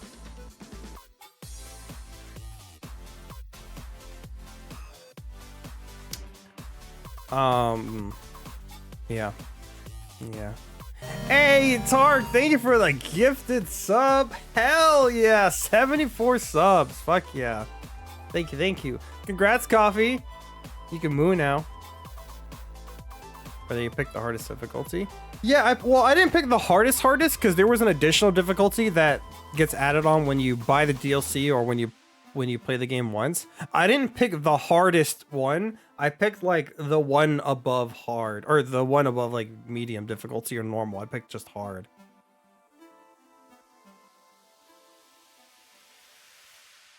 Very Cat Vault moment. Does she do that too? Pick the hardest difficulty.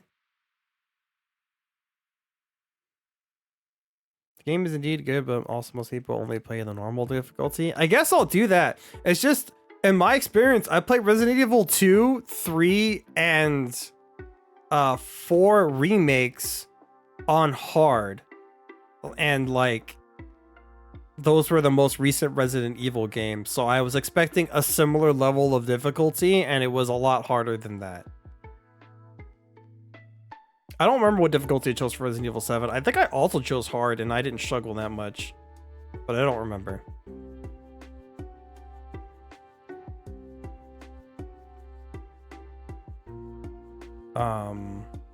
If you were able to do those, then maybe REA is a bit unfair. Yeah, that's exactly why I thought it was unfair. Which is why I kept trying to do it, because I'm like, I've done it before. I can do it. And I guess I couldn't. Should I do Halo CE on Lasso with their collab partner? Oh yeah, I saw her. She did that with Az. That the second will be stuck for half the stream. Yeah, I remember watching that. That Lasso's fucking hard. You don't. You gotta know what you're getting into with Lasso. That is a marathon. Very hard. Cause like I did Legendary with Lucy, and it was hard, but we managed to do it. But like I intentionally didn't do Legendary for Halo 2 because of it's like it got even significantly harder in Halo 2. Especially because if one of you dies in Halo 2, you have to do it over again. But I played enough Halo to know that. I don't know if she had played enough Halo to understand how difficult Lasso is. I will have to do Lasso one day. Probably not on stream. I'd have my friend carry me. I'm probably not Halo 2 Lasso though. I briefly tried to do Halo 2 Lasso, and that was some bullshit. Absolute bonkers nonsense.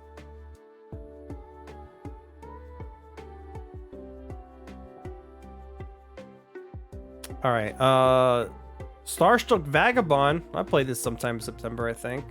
It was pretty mid. The game is very much not for me. That is not my kind of game.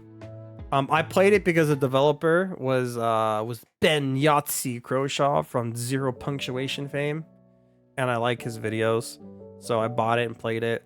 I didn't really like it because, like, I don't know, it's very much a chill game, and you kind of go around space being a space pilot and just do deliveries. Not really my kind of jam. Much more into the more actiony kind of stuff, I guess. But I bet you that's probably a vibe for some people that people would like, but not for me personally.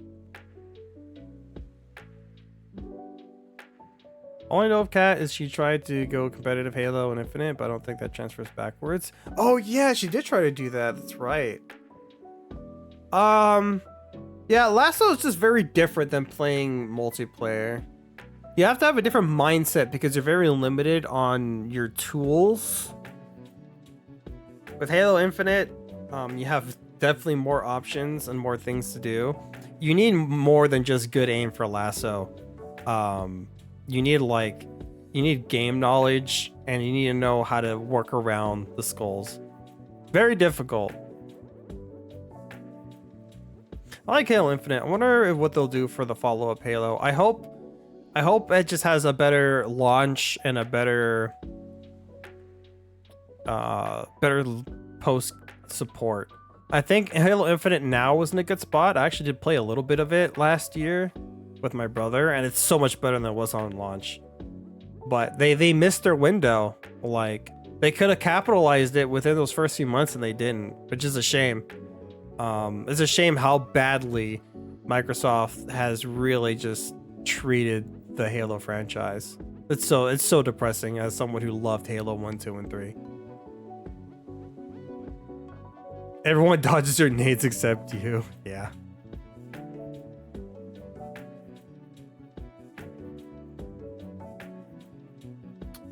Next up, Identity V. I'm gonna put that one in the bad. Sorry, Donnie. I didn't really like the game. I kept, like, I knew the game was basically like Dead by Daylight, but it's like exactly like Dead by Daylight. I mean, it was fun to play with some friends, much like Dead by Daylight, but I don't think I could ever play that game by myself. It would be a nightmare.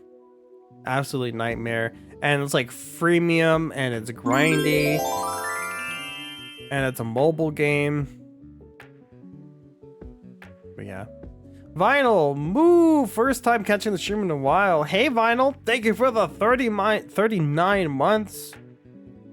How's it going? What's your New Year's resolution?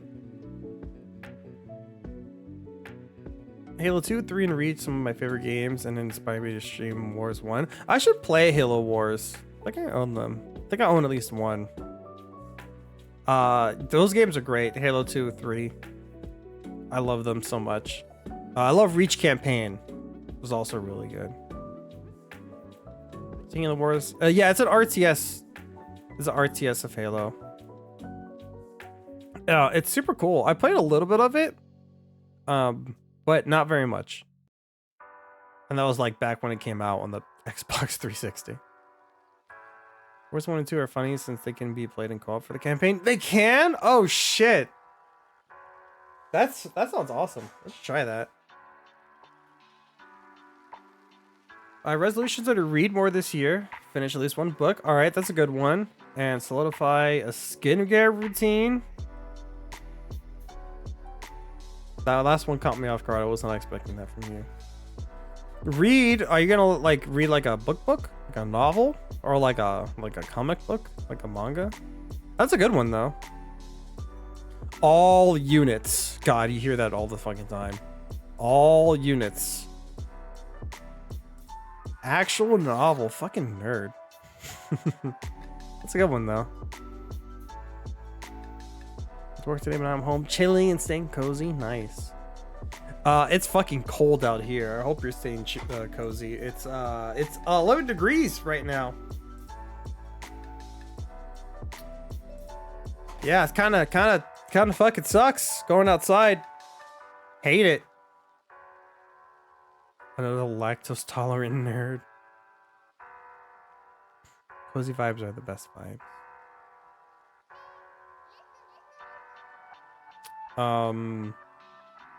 Anyways, my tier list chat of games I played this year. Let's see, Mario Odyssey. I played already. Game's still really good, by the way. That would go up in the legendary tier, obviously. Real, get a library card. Learn even more of a nerd. Physical and digital copies of books. I kind of forgot they have digital copies of books.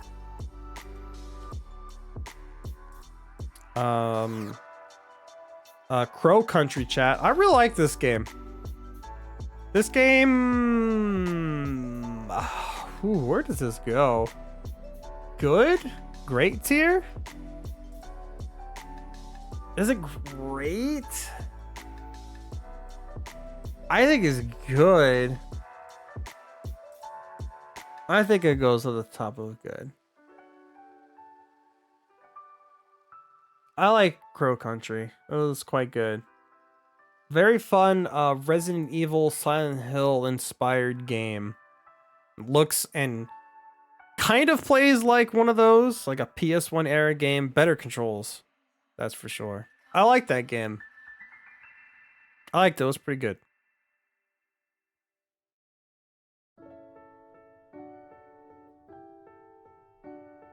Visited the local university library this week, actually. Oh, nice. It's alternate Coco's home place. Kuroko's habitat. Wait, what? A library? Crow Country started off as an uphill difficulty game, but once you started getting upgrades for scopes, it's really fun to watch. I'm glad you thought it was fun to watch. It was fun to play.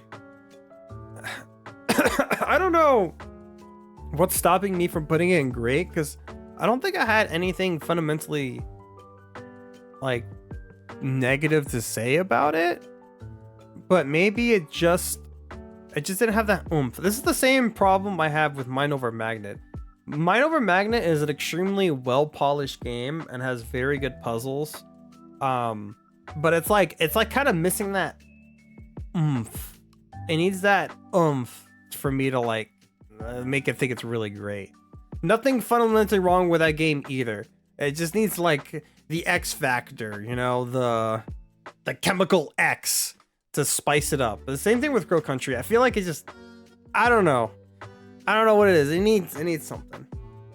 No Crow Country because Confident Crow. Don't. Not you two. So many streamers say my name wrong. Don't do it too. Not you too, Coffee, please. You were the chosen one.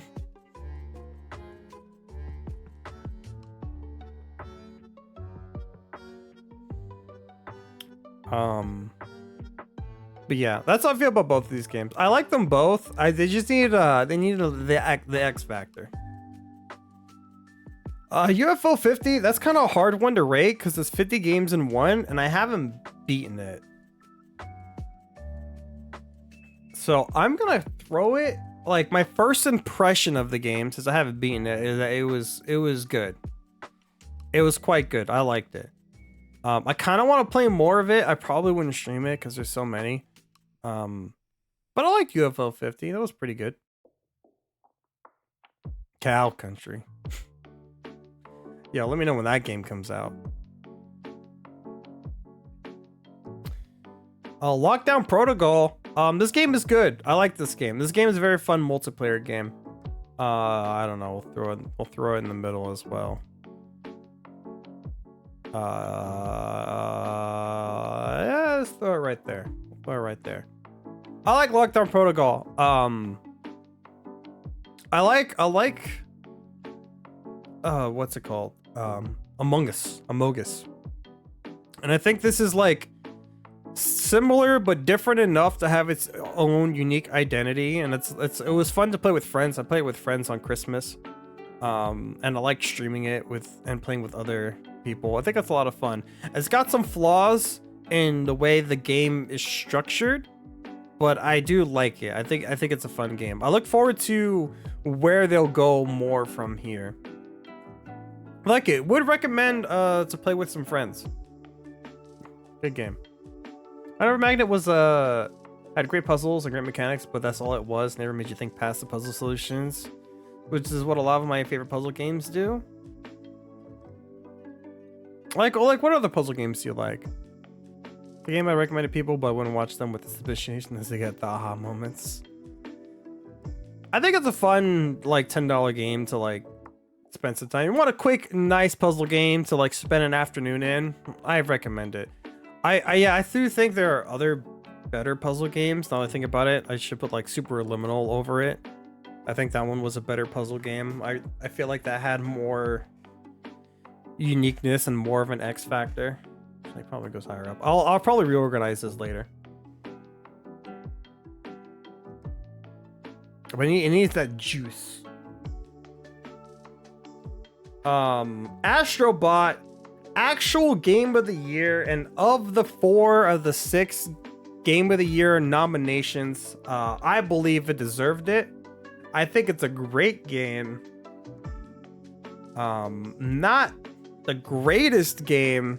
I think the game is very derivative. It's like the worst thing I can say about it.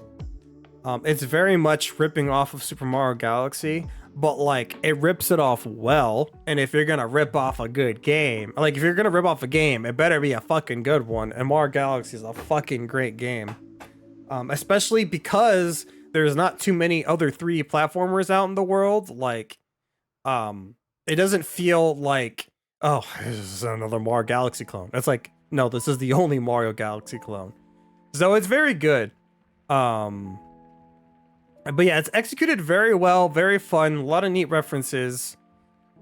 I wish it had more of its own identity in both in terms of gameplay and in terms of like, you know, like all of the skins and the robots you save are references to other franchises, and you have like the PS5 remote, and like its identity is so attached to Sony that it almost doesn't have enough of its identity by itself, and I kind of wish it did.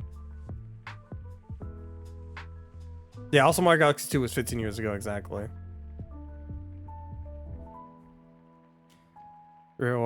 Reason why it's not legendary, because the bot's floss. Yeah, definitely use a point right there.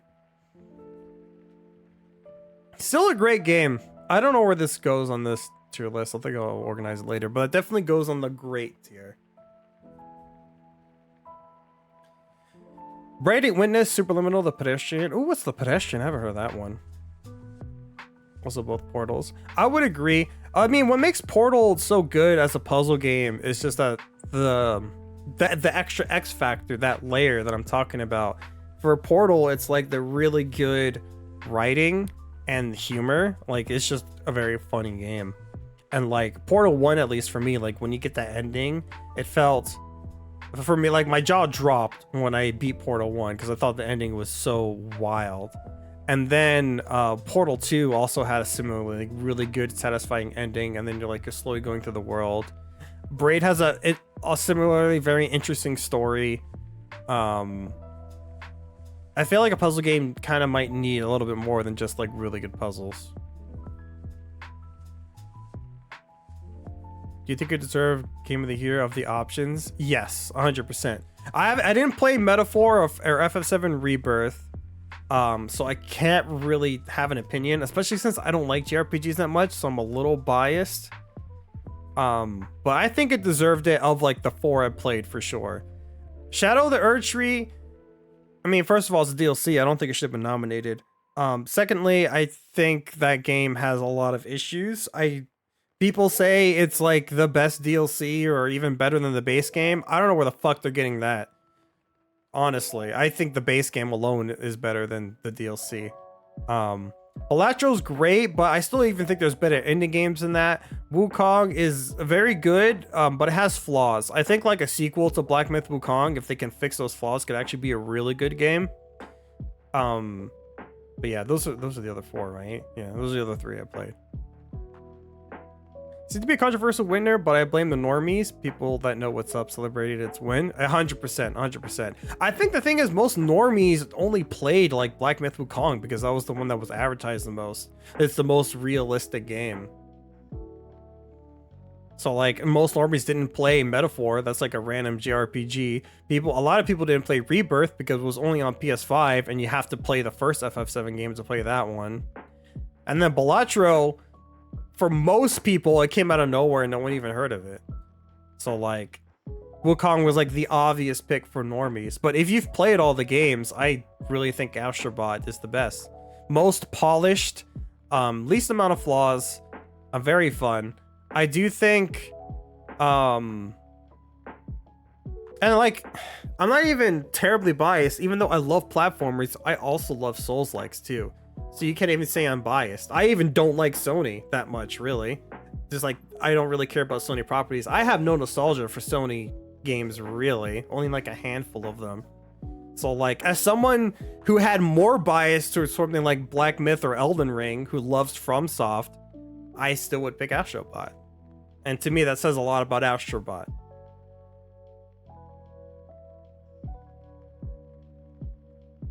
I will say Oh, hold on. I really enjoyed the variety of the Astrobot gameplay and how each world had unique mechanics. Yes. I think each level was very well done with these unique mechanics, and there was a lot of unique power-ups. Some of them I'm like, okay, this is a Mario Galaxy power-up. This is just the cloud ability, but like, instead of a cloud, it was like water and stuff like that. But some were like, you turn into a mouse and you get small and big. That was super cool.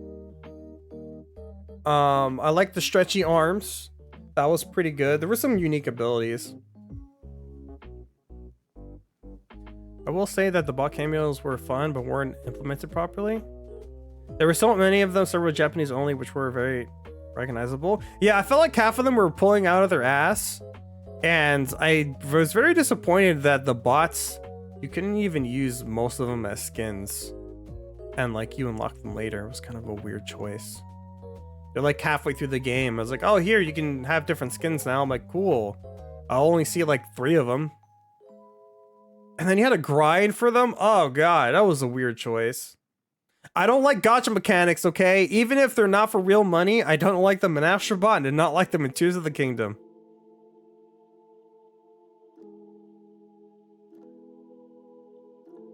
Astrobot putting Rivet ass in the first stadium as the game was peak fan service.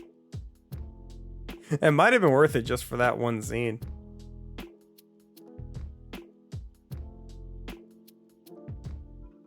The furries definitely liked it. The other suggestion I would have is that the pachinko unlocks was rough. Yeah, and cost 100 coins. It should have been 50. I played through the whole game and I didn't even have enough coins to unlock everything. I would have had to grind for coins. The problem with Mario Odyssey at the end.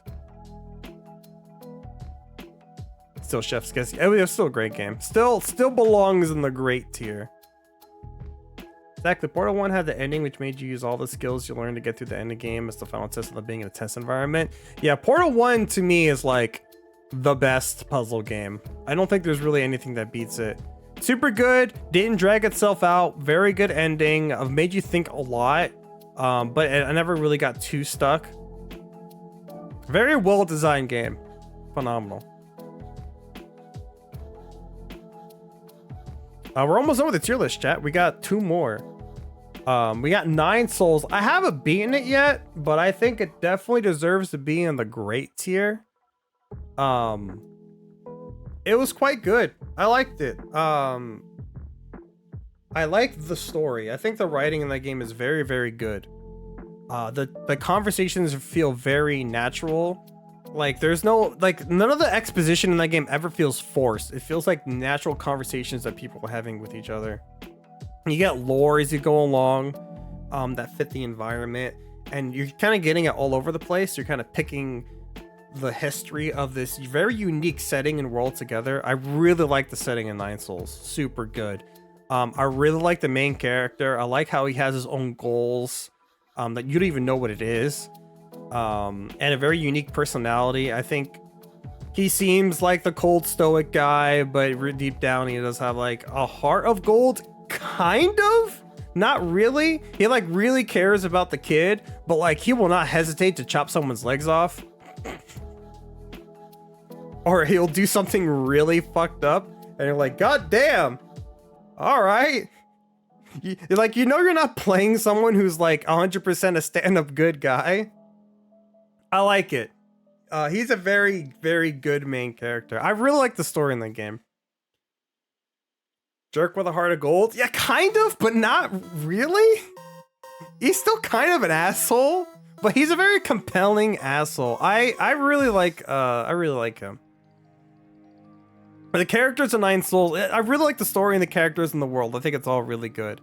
The gameplay is pretty good. I wish there was more power-ups.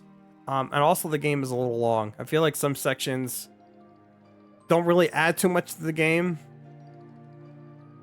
Or add too much to the world. Mostly the owl boss in that section. It was like, oh, okay, there's a treasury, I guess. The old guy was not really that important. I don't know. I like Nine Souls a lot. We'll see how the game ends. But I'm putting that definitely great. We'll put it over here. Do I like it more than Neon White? I don't know.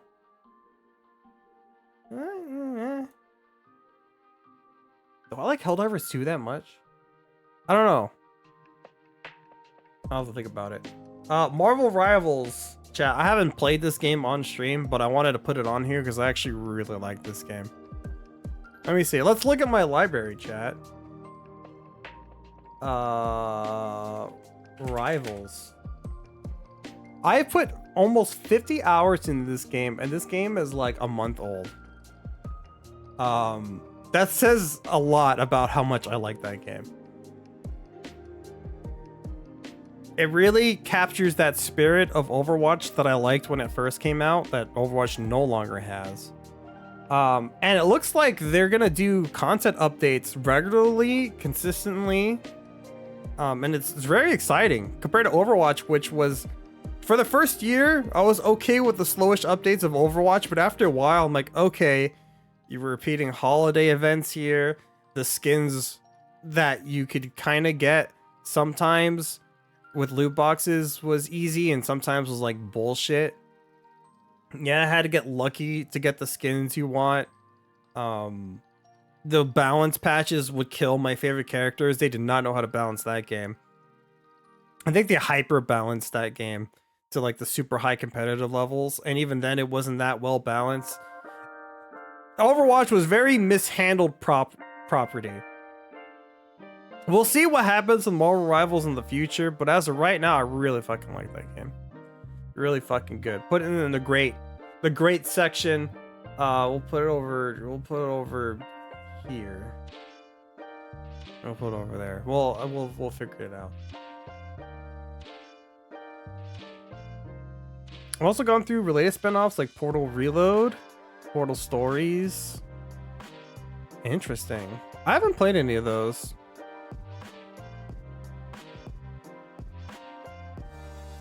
I would love a Portal 3. Not necessarily it has to be Portal 3, but like just another really good game from Valve.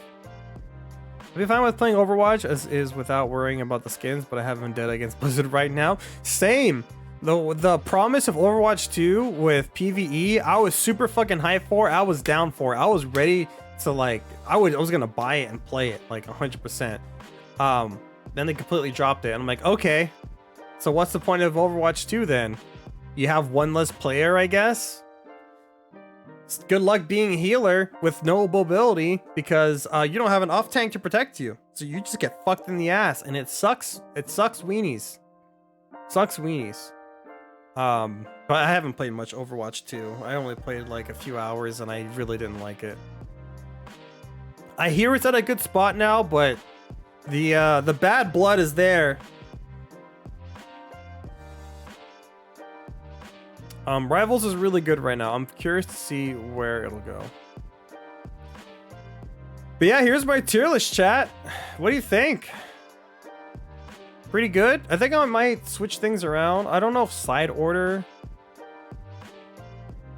deserves to be that high. Like I think I like Astrobot more than that. I probably like him more than Rivals of Ether. Putting the two Rivals games next to each other is confusing. I like RZ, but it's probably not that great. Cuphead is great.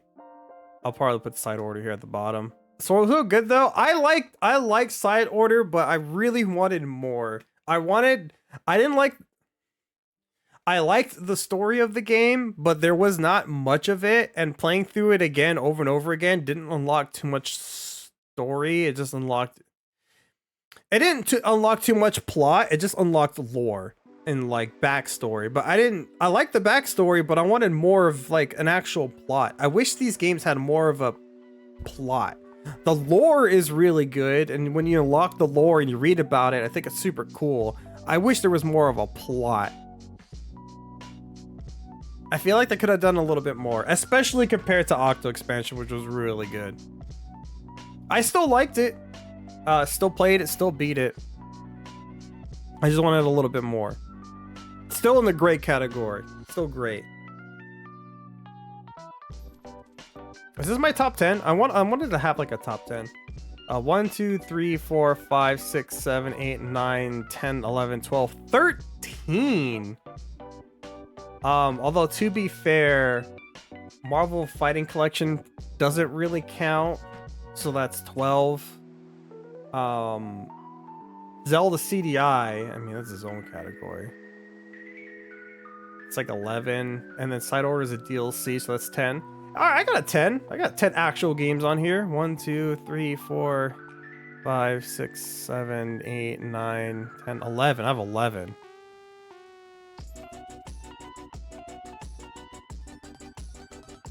I'll have to figure that one out. Yeah, 2024 was crazy. I think it was a good year for indies. I love, like, I mean, Animal Well is great. Nine Souls is great. These two came out a year or two ago. Rivals of Earth 2 is great. Really showing up fucking multiverses. Rivals of Ether 2 is really good. RZ. That game has a special place in my heart. Crow Country was good. Balatro, of course, was really good. I like Lockdown Protocol. Like, so look at so many indie games. UFO 50. I haven't even finished playing UFO 50. So like that could go up or down. But it's got 50 freaking games in it. I like Penny's Big Breakaway, Ultra Kill. Like there were some good indies this year, and there were some I haven't played. Like I have Yellow Texacle's Room, which I'm gonna play on Friday, and I didn't play Another Crap Treasure, which is another one that I wanted to play and hopefully put on this list. But a good year for indies. There's so many other ones too. Little Kitty Big City came out last year. There was that one game, that detective game with the furry that came out recently. I heard Atlas was good. So many indie games that were good last year. I think of them, either Animal Well or Nine Souls is my favorite. I'll see where Nine Souls will end up being after I beat it. It might be more like this. And Helldivers might be more like over here, like number 4. The runner-ups are really close, for sure. On a related note, did you ever play the fan game Mario? Yes, with Mario Brothers, one with the portal gun. Yes, that game was a lot of fun. I would like to play that. Maybe we can get a stream of that, because you can play that 4 players. That'd be hilarious. Game was great. I like Mario Portal.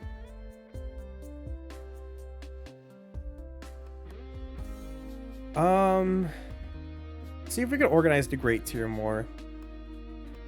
I don't know what top 5 is. That's probably my top 5. I wanted to like Pseudo-Regalia a lot more. I really liked it. It needed just a little bit more oomph. Like I wish the map was a little better. I wish there was a bit more story. I wish there was a little bit more combat. Just a little bit more of things. Like I really look forward to a Pseudo-Regalia 2, where there's like more bosses, like a better map, more power-ups. I think a Pseudo-Regalia 2 could be like really good. I liked it though. It was quite good. Definitely deserves to be up here. Neon White is just so good. So good. Feels weird to put Rivals in here. Astrobot. It's funny. I think Astrobot was like game of the year, but like it's not even in my top 5. It's still quite good. It's still polished. I can't help but think of how derivative Astrobot is. I personally tend to like unique experiences as someone who's played so many fucking video games. So like I like to play something that's fresh and unique. It's like why I like Mario Odyssey a lot. It's not like any other Mario game really. It's very different. Astrobot is just kind of like a more polished or a more newer version of a game that I already like. So it's like, wow, cool, I got another fucking cheesecake. I love cheesecake, that's great. But sometimes I want something fresh and new that I never had before. That's why I like Animal Well so much. Helldivers 2 is a fresh multiplayer game. Neon White is so cool. Hell, even Pseudo Gallia, even though it's like an N64 type game, the fact that it's like a 3D Metroidvania, there's not very many of those like at all. That genre is like, in general, untouched. Like, how many 3D Metroidvanias are there? There's like Castlevania 3D on N64, which was ass. Metroid Prime, and like Star Wars Jedi games. Like that's it. So I really like Pseudo Gallic for that reason. Trials of Ether was really solid. Cuphead is Cuphead. It's gotta be on there. And I really appreciate RZ for what it is. You know?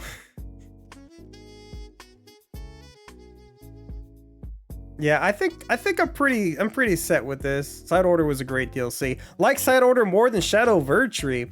Once again, I liked Splatoon more than Elden Ring. Second time in a row. In 2023 when those two games came out, or 2022. They both came out that year, and I like Splatoon 3 more than Elden Ring. And I would say I like Side Order more than Shadow Verdtree. It's kind of funny. Pro Country was good. Balatro was good. These are like the honorable mentions over here, I'd say.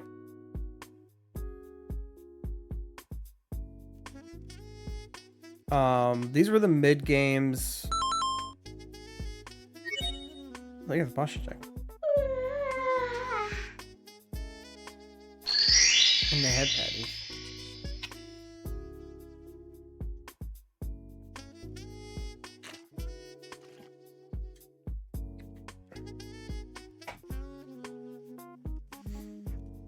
Chat, what do you think of this tier list? Do you think any of these are hot takes? Stretchies, do you think any of these games deserve to be in a different part of the tier list?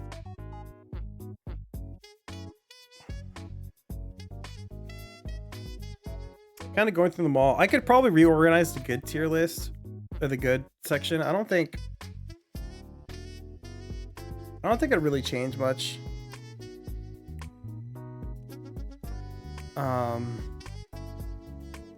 I don't know. These are kind of tied. I like both for very different reasons. Yeah, these... Maybe I would do this.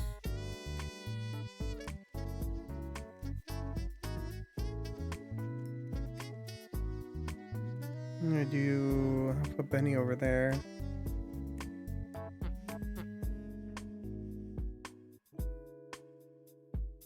These are the mid games.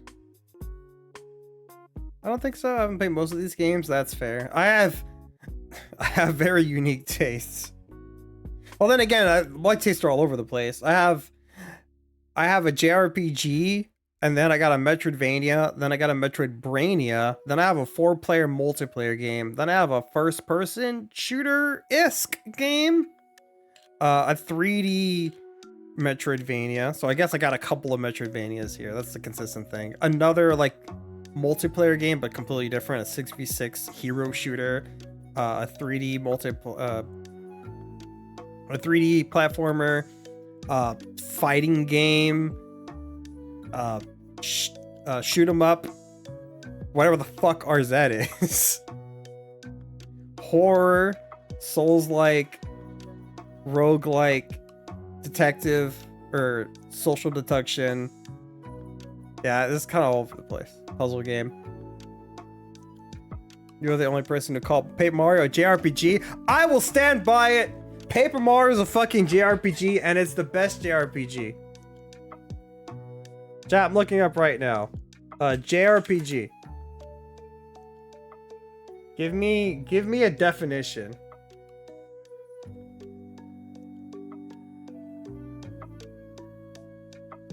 I don't have a definition. What does AI say? Refers to RPGs that are designed and produced in Japan. JRPGs are often characterized by large-scale art, high drama, complex battle systems, and set-piece boss fights. I think all those apply to Paper Mario. I think all those apply to Paper Mario. Am I wrong?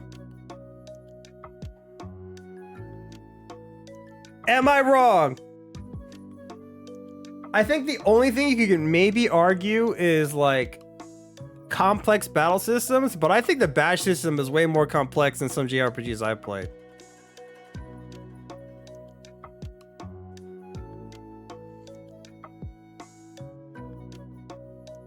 It's like calling SpongeBob an anime. Paper Mario is a series of games that blend traditional Japanese role-playing games and Super Mario-esque platforming features. There you go. See, Tark's got me. Tark's got my back. Yeah, Google says so, so it's absolutely true. Paper Mario Thousand Year Door is my favorite JRPG, and you cannot change my mind. You cannot change my mind. I'll give a runner-up to like, I don't know if Kingdom Hearts counts as a JRPG, because like, I don't know if JRPG and action RPG are mutually exclusive. To me, that's like an action RPG. Maybe I would include Kingdom Hearts instead. Follow-up would actually be Xenoblade. I actually really like Xenoblade Chronicles 1. Or maybe FF10. I think I might like FF10 more. Like calling SpongeBob an anime? No, it's not, because anime refers to games that were made in Japan. Paper Mario is fucking made in Japan. It's made by Intelligent Systems, okay? A company that's in fucking Kyoto. Right across Nintendo's offices.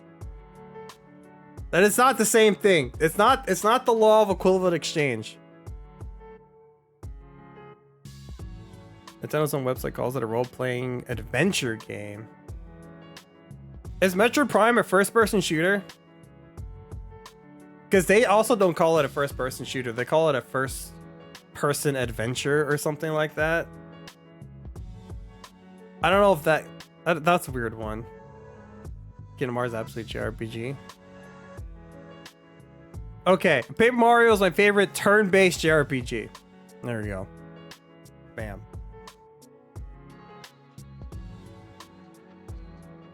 Metroid Prime counts as an FPS is more of one than Portal. Yeah, I would never call Portal an FPS. I would just call it a puzzle game. Just happens to be first person. And I guess you shoot portals. You just don't shoot bullets or people, which is pretty important in a first person shooter. Its convoluted story is so severe it absorbs and deflects all arguments against it.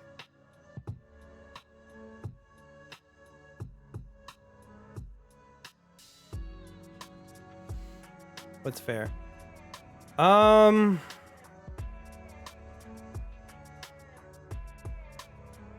looking at my mid tier. There's not much in here.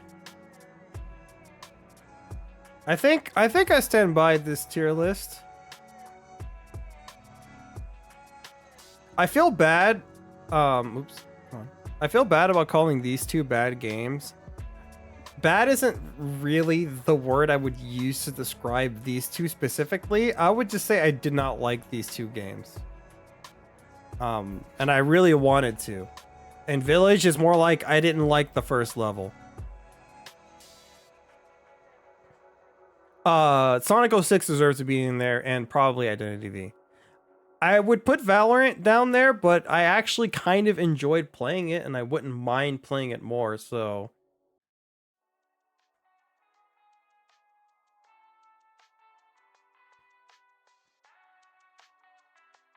I believe ARPG actually refers to games like Diablo and PoE. Well, what do you... Because Kingdom Hearts isn't like... doesn't play different. It's so weird. ARPG's Diablo-like? It's called an ARPG? Yeah, that's why I'm so confused. I remember it always been called an action RPG. Like what else? What's like another action RPG? The Tales of Mana remake is like an action RPG. It's very much like Kingdom Hearts. You know what? Fucking Steam. What do you call Kingdom Hearts? I give you half of my heart. Kingdom Hearts. Store page. RPG, JRPG action. Getting conflicting emotional. Wow. Okay. Okay. We're getting kind of both. Kind of what I feel like. Where's Kingdom Hearts 3? Does it say the same thing? Action, adventure, RPG, action RPG, JRPG. Because I feel like Diablo games are like Diablo likes, right? Kingdom Hearts that turned out they were wrong. I agree, genre definitions are stupid. Alright, so what if I search for is Path of Exile on Steam? Where do you play that? What is it called here? Whoa! Action RPG, hack and slash. Okay, hack and slash is not the word I would use to describe this kind of game. Hack and slash is like Devil May Cry, Bayonetta. Although I think those are now called character action games for some fucking reason. So I don't know, man. I don't know who makes up these names.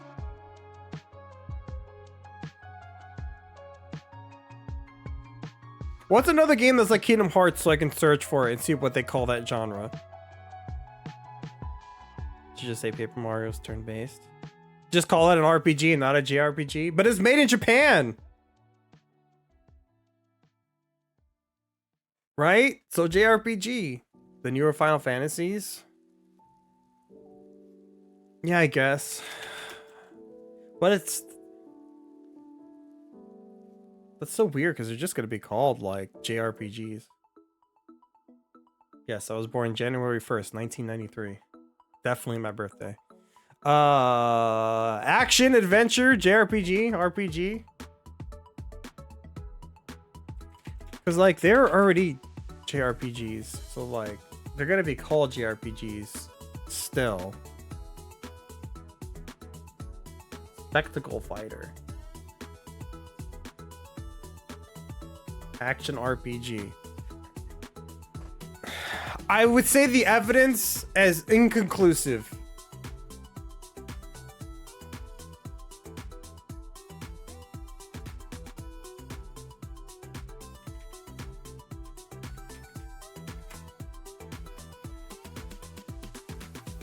Action role-playing game.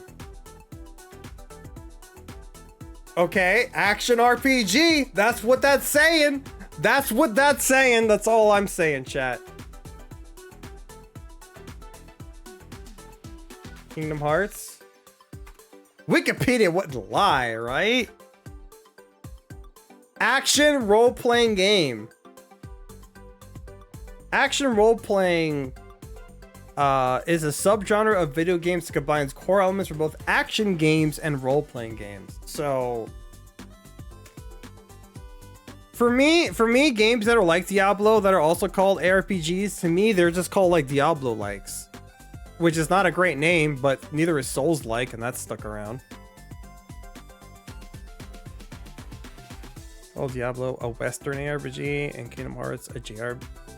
Maybe that's a good way to do it because Mass Effect is an RPG, like a Western RPG. A lot of people call it like Mass Effect and like Baldur's Gate, like 1 and 2, right? That's like Western RPGs. I'll just scrap them all and start over. I agree.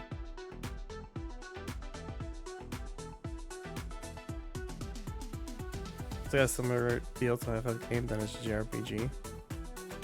General titles from the 80s and 90s are too broad to apply to modern titles. I agree.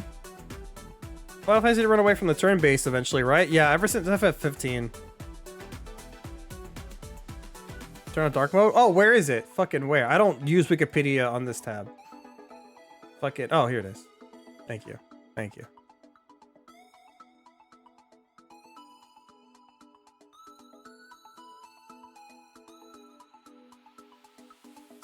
Ooh, large.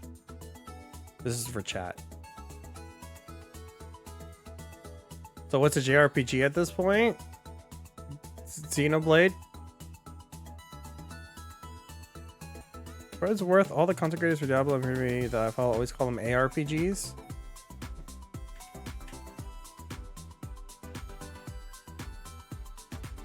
Action role-playing game. Fucking apparently they're the same kind of game.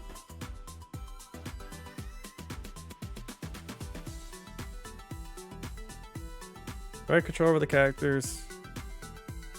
These games often use action game combat similar to hack and slash or shooter games. The term action role-playing game may also describe action adventure games. In mission system. Fucking, I don't know, man.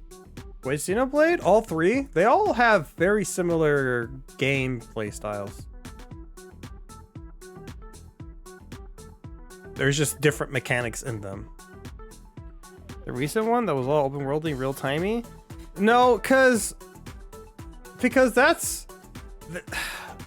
How do I describe Xenoblade? Xenoblade plays more like an MMO.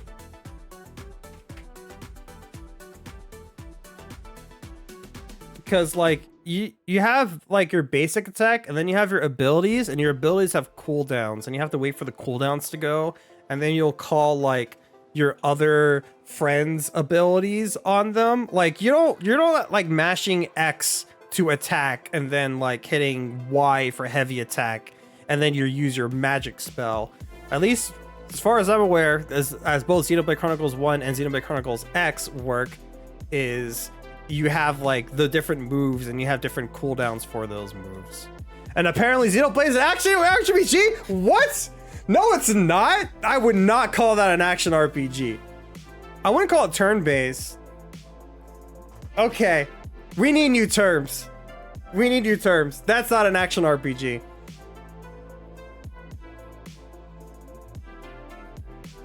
What is MMO like gameplay called? Like, I guess it's just called MMORPG. It's just right there in front of us. JRPG. But this is not called a JRPG for some reason.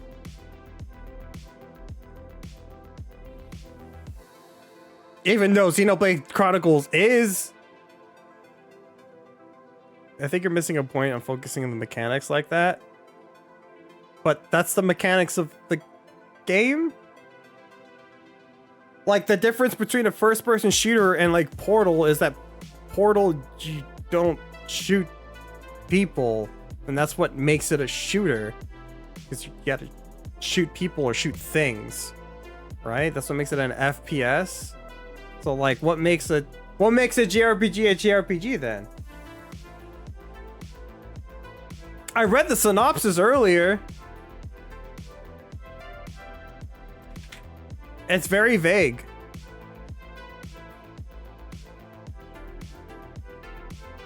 You call a turn-based RPG where you equip badges a JRPG? Yes. That's like, I mean, I haven't played too much of FF7, but FF7 has the materia that you equip on your weapons. That's loosely similar to having badges. It's kind of the same thing. I miss the fact that no one seems to use the adventure genre anymore. Yeah, it's a very rare to see that nowadays. It's usually just action adventure. All the JRPGs were turn-based, but these days JRPGs are more vibes, grind, convoluted story, 50 hours, made in Japan, etc. A focus on story and theming, and characters that are separate from the player. What do you mean by that last bit?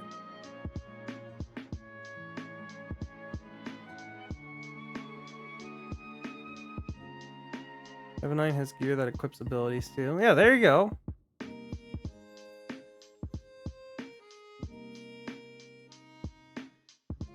Would you call South Park Stick of Truth a JRPG? Well, no, because it's not made in Japan. Right?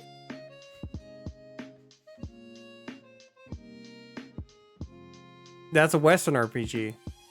Guy from FF is his own guy. Same with Noctis. Same as Mario. Mario is his own guy. You're not making a custom character. Mario is very much Mario.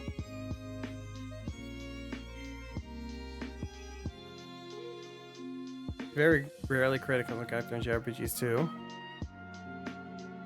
So that would make Xenoblade a JRPG, yeah, I can disagree with Pipmar being a JRPG. Someone! They agree. Hey, chat, is Dark Souls a JRPG? Before it became its own genre, what would you call Dark Souls?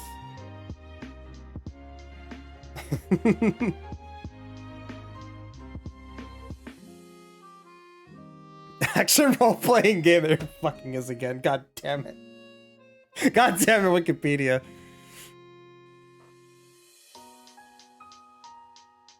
Too actiony? Yeah, well, hold on. We can't say that anymore, 2J, because Kingdom Hearts, Final Fantasy VII remakes, Final Fantasy 15, 16. They're JRPG still. Cal, except that your terms are wrong. I think that no, my terms are not wrong. Hold on, my terms are not wrong. I think the terms that are used are not specific enough or clear enough.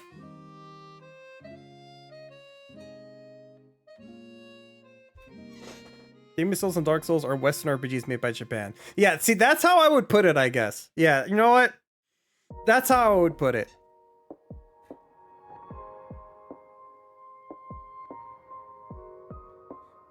Honestly, I think it has the same vibe checks as Super Mario RPG and Classic FF. Yeah, you start off fighting like random monsters, then you eventually fight God.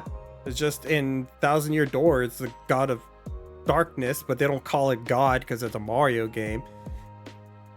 But it's very much like the God of Shadow that you're destroying, and you have to stop before it destroys the whole world. It's very much JRPG. FSM Rebirth is more action than classic JRPG now. Yes, it is, but people would still call it a JRPG. Because it started off with Kingdom Hearts, and how I was saying how that would be my favorite JRPG if it counts as a JRPG, and that's where this whole conversation started. Trying to figure out JRPG, action RPG, and I guess Western RPG. And then also ARPG, which means action RPG, but abbreviated like that typically means games like Diablo. But I think we can all agree that Paper Mario, Kingdom Hearts, Diablo, and I don't know, I guess Mass Effect are all very different games, even though they're all RPGs, right?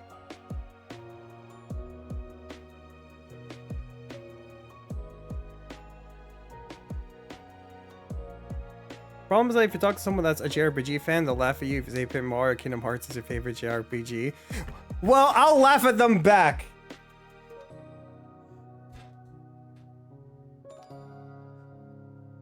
Action role-playing game is a nothing term that's too broad to describe anything meaningfully. I agree. Clearly, because fucking Dark Souls, Xenoblade, and Kingdom Hearts and Diablo are all the same genre, apparently. They have a lot of the same vibes as games like Oblivion, just with enough difference to become their own genre once the franchise was established. Yeah, I agree about that with Dark Souls.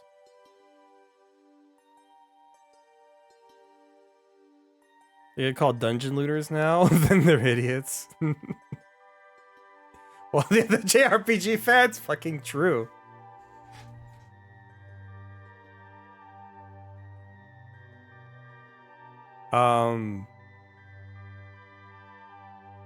Do you think Pavlov would play Paper Mario? It's a JRPG, she likes those.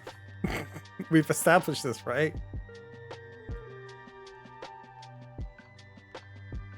History of Eastern. I want to like skim like key points. Golden Age. Japanese. Relative decline, aftermath. New directions and Renaissance. Hunting RPGs are a type of action RPG subgenre. What the fuck? Like what, Monster Hunter, I guess? Souls-like games are a relatively new genre. These games common elements, blah blah blah blah. I think this just means like literally a RPG made in Japan. I don't think these quite count. Yeah, this doesn't really talk about the genre JRPG, but it literally talks about RPGs made in Japan. Okay. This isn't very helpful for our conversation.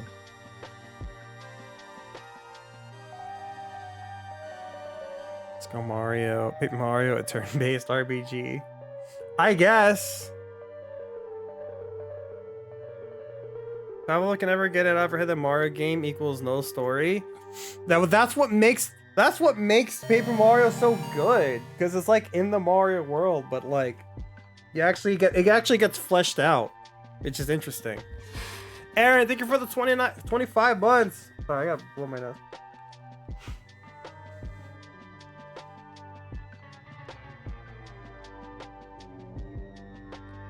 How's it going, Aaron? What's your New Year's resolution? Also, is Paper Mario a JRPG? What are your thoughts? Oh god, my model does not like when I do that.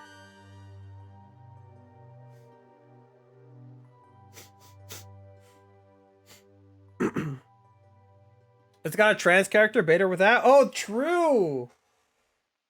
That'll get Pavel to play it.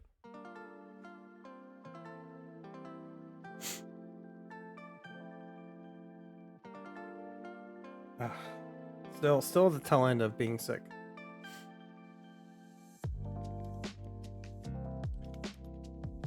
Anyways, back to my tier list. Paper Mario is my favorite turn-based Japanese role-playing game. There you go. Legendary. It belongs in there. It belongs in that legendary tier. Nothing else besides Zelda CDI belongs in that tier. Usually, like, once a year, there'll be a game that I feel like belongs in that legendary tier. Last year, that was Tunic. If I did, like, a tier list of last year's games, Tunic belongs in that legendary tier. Not every year would have it. Like, I think 2022 is, like the top 2 was Splatoon and Elden Ring. I actually wouldn't put either of those as legendary. I think they're both very great games, though. But they both had flaws that hold me back from putting it in legendary. Paper Mario Thousand Year Door, not perfect. Definitely not perfect. But the flaws to me are nitpicks that I can look way past. Use resolution to collab with more people. Nice. Talk with more friends. That's always good, being social, and get a good at City of the Wolves when it comes out. Hopefully the game's good. I don't know if I'll get that one on release. It costs money. And I also end up never playing my fighting games. I have Rivals 2 bought, and I haven't even played it. I bought it because I really liked the beta, though. Beta was really good. Honest, you're gonna probably strip the Mario IP on Paper Mario and use an original one with very few changes. Well, with Thousand Year Door specifically, I think you could. I think with the original Paper Mario 64, it's very much like, here's Mario in the Mushroom Kingdom, and you fight Bowser and Peach. And I think Thousand Year Door has such a different setting with chapters that are very unique that makes it. If you do strip it down, it would still be very good. I think the biggest thing would be figure out what to do with the Bowser sections, since I think the entire charm of those parts is based on the fact that while you're playing the long-standing villain, yeah, that's very true. I think if anything, you would just have that as a story beat and just don't have the playable sections, and you would still probably have an original game. Paper Mario is definitely JRPG. Let's go, Aaron! Let's go. You're on my side. I've got 3 people on my side.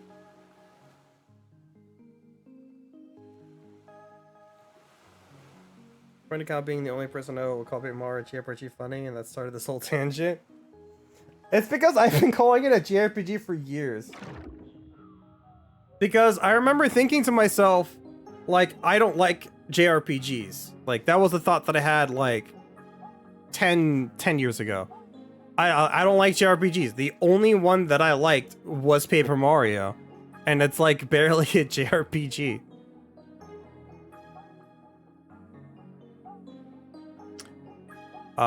Hey, chat. Earthbound is a JRPG, right? Is Undertale a JRPG or what? Is that a Western JRPG? Yes. I assume that was for Earthbound. I personally would say that what type of game, I don't care if it came from the land of the suns or not.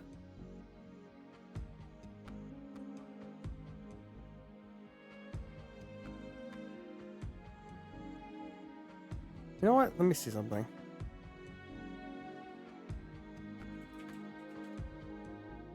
Bug Fables. JRPG tag right here on Bug Fables. Steam has decided. Undertale's a bullet hell with the story. Undertale, I'm curious. Great soundtrack, my favorite genre. Choices matter. These don't really have none of these are the actual genre. Okay. Okay, Wikipedia, do you have anything for me?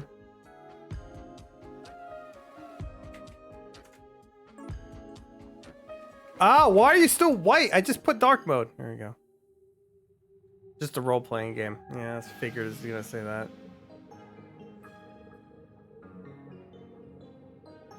Earthbound Undertale is a toon-based RPG. Take a different take on the genre. They do take it differently. Tutorial.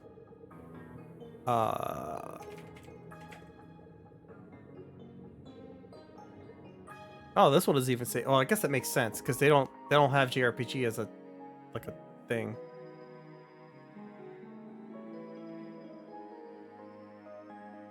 JRPG is story rich.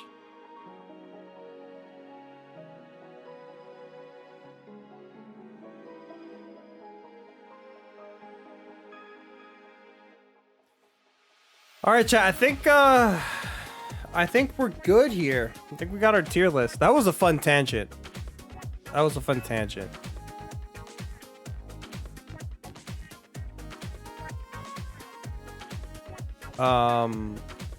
Yeah, these are the games I played. This is how I feel about them. Don't take the bad too seriously.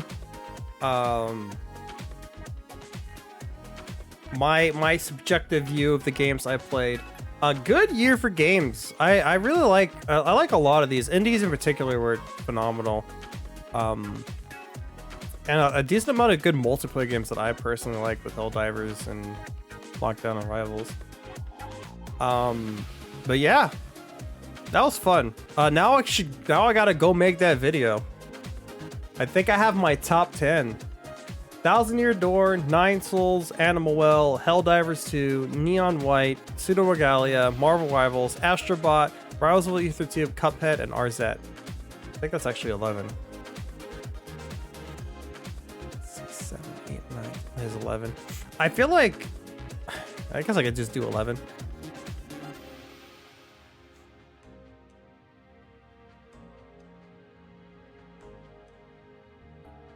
+10 a runner-up. Yeah. RZ deserves to be there. Just for what it is and what they accomplished. It deserves recognition. 100%. My stream deck is being stupid again and not working.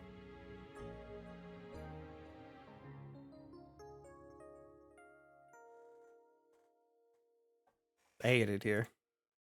I'll do things manually, I guess. All right, chat. It's been fun. I like the stream. I like chatting with chat. I like chatting with chat.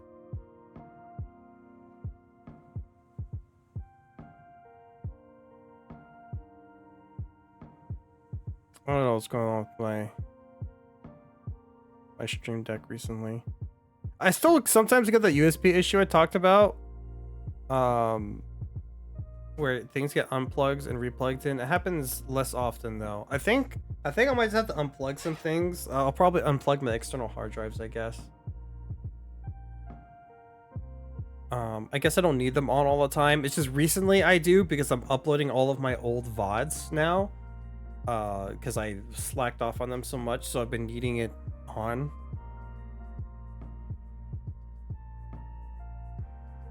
Yeah, I'll do some Helldivers. If I'm not playing Marvel Rivals, because I need to grind more Marvel Rivals because I need to get gold before the season ends, and we're in silver 2. But maybe I can squeeze in a game or two for hell diving. We'll see. We'll see. I'll let you know. I definitely want to play this week. Like maybe Thursday, if you're free. Tuesday. Or Saturday even. But yeah.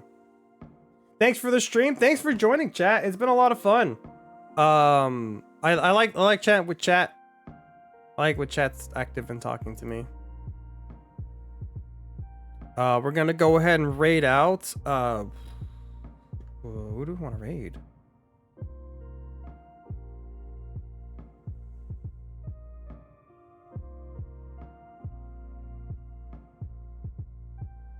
Okay, this my Twitch lied to me. They said this person was streaming, and they are not streaming. Bum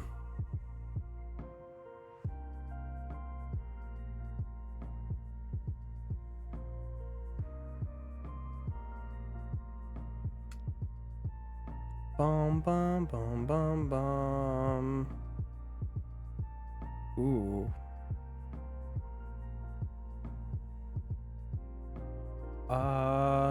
You know what? Fuck it, let's do it.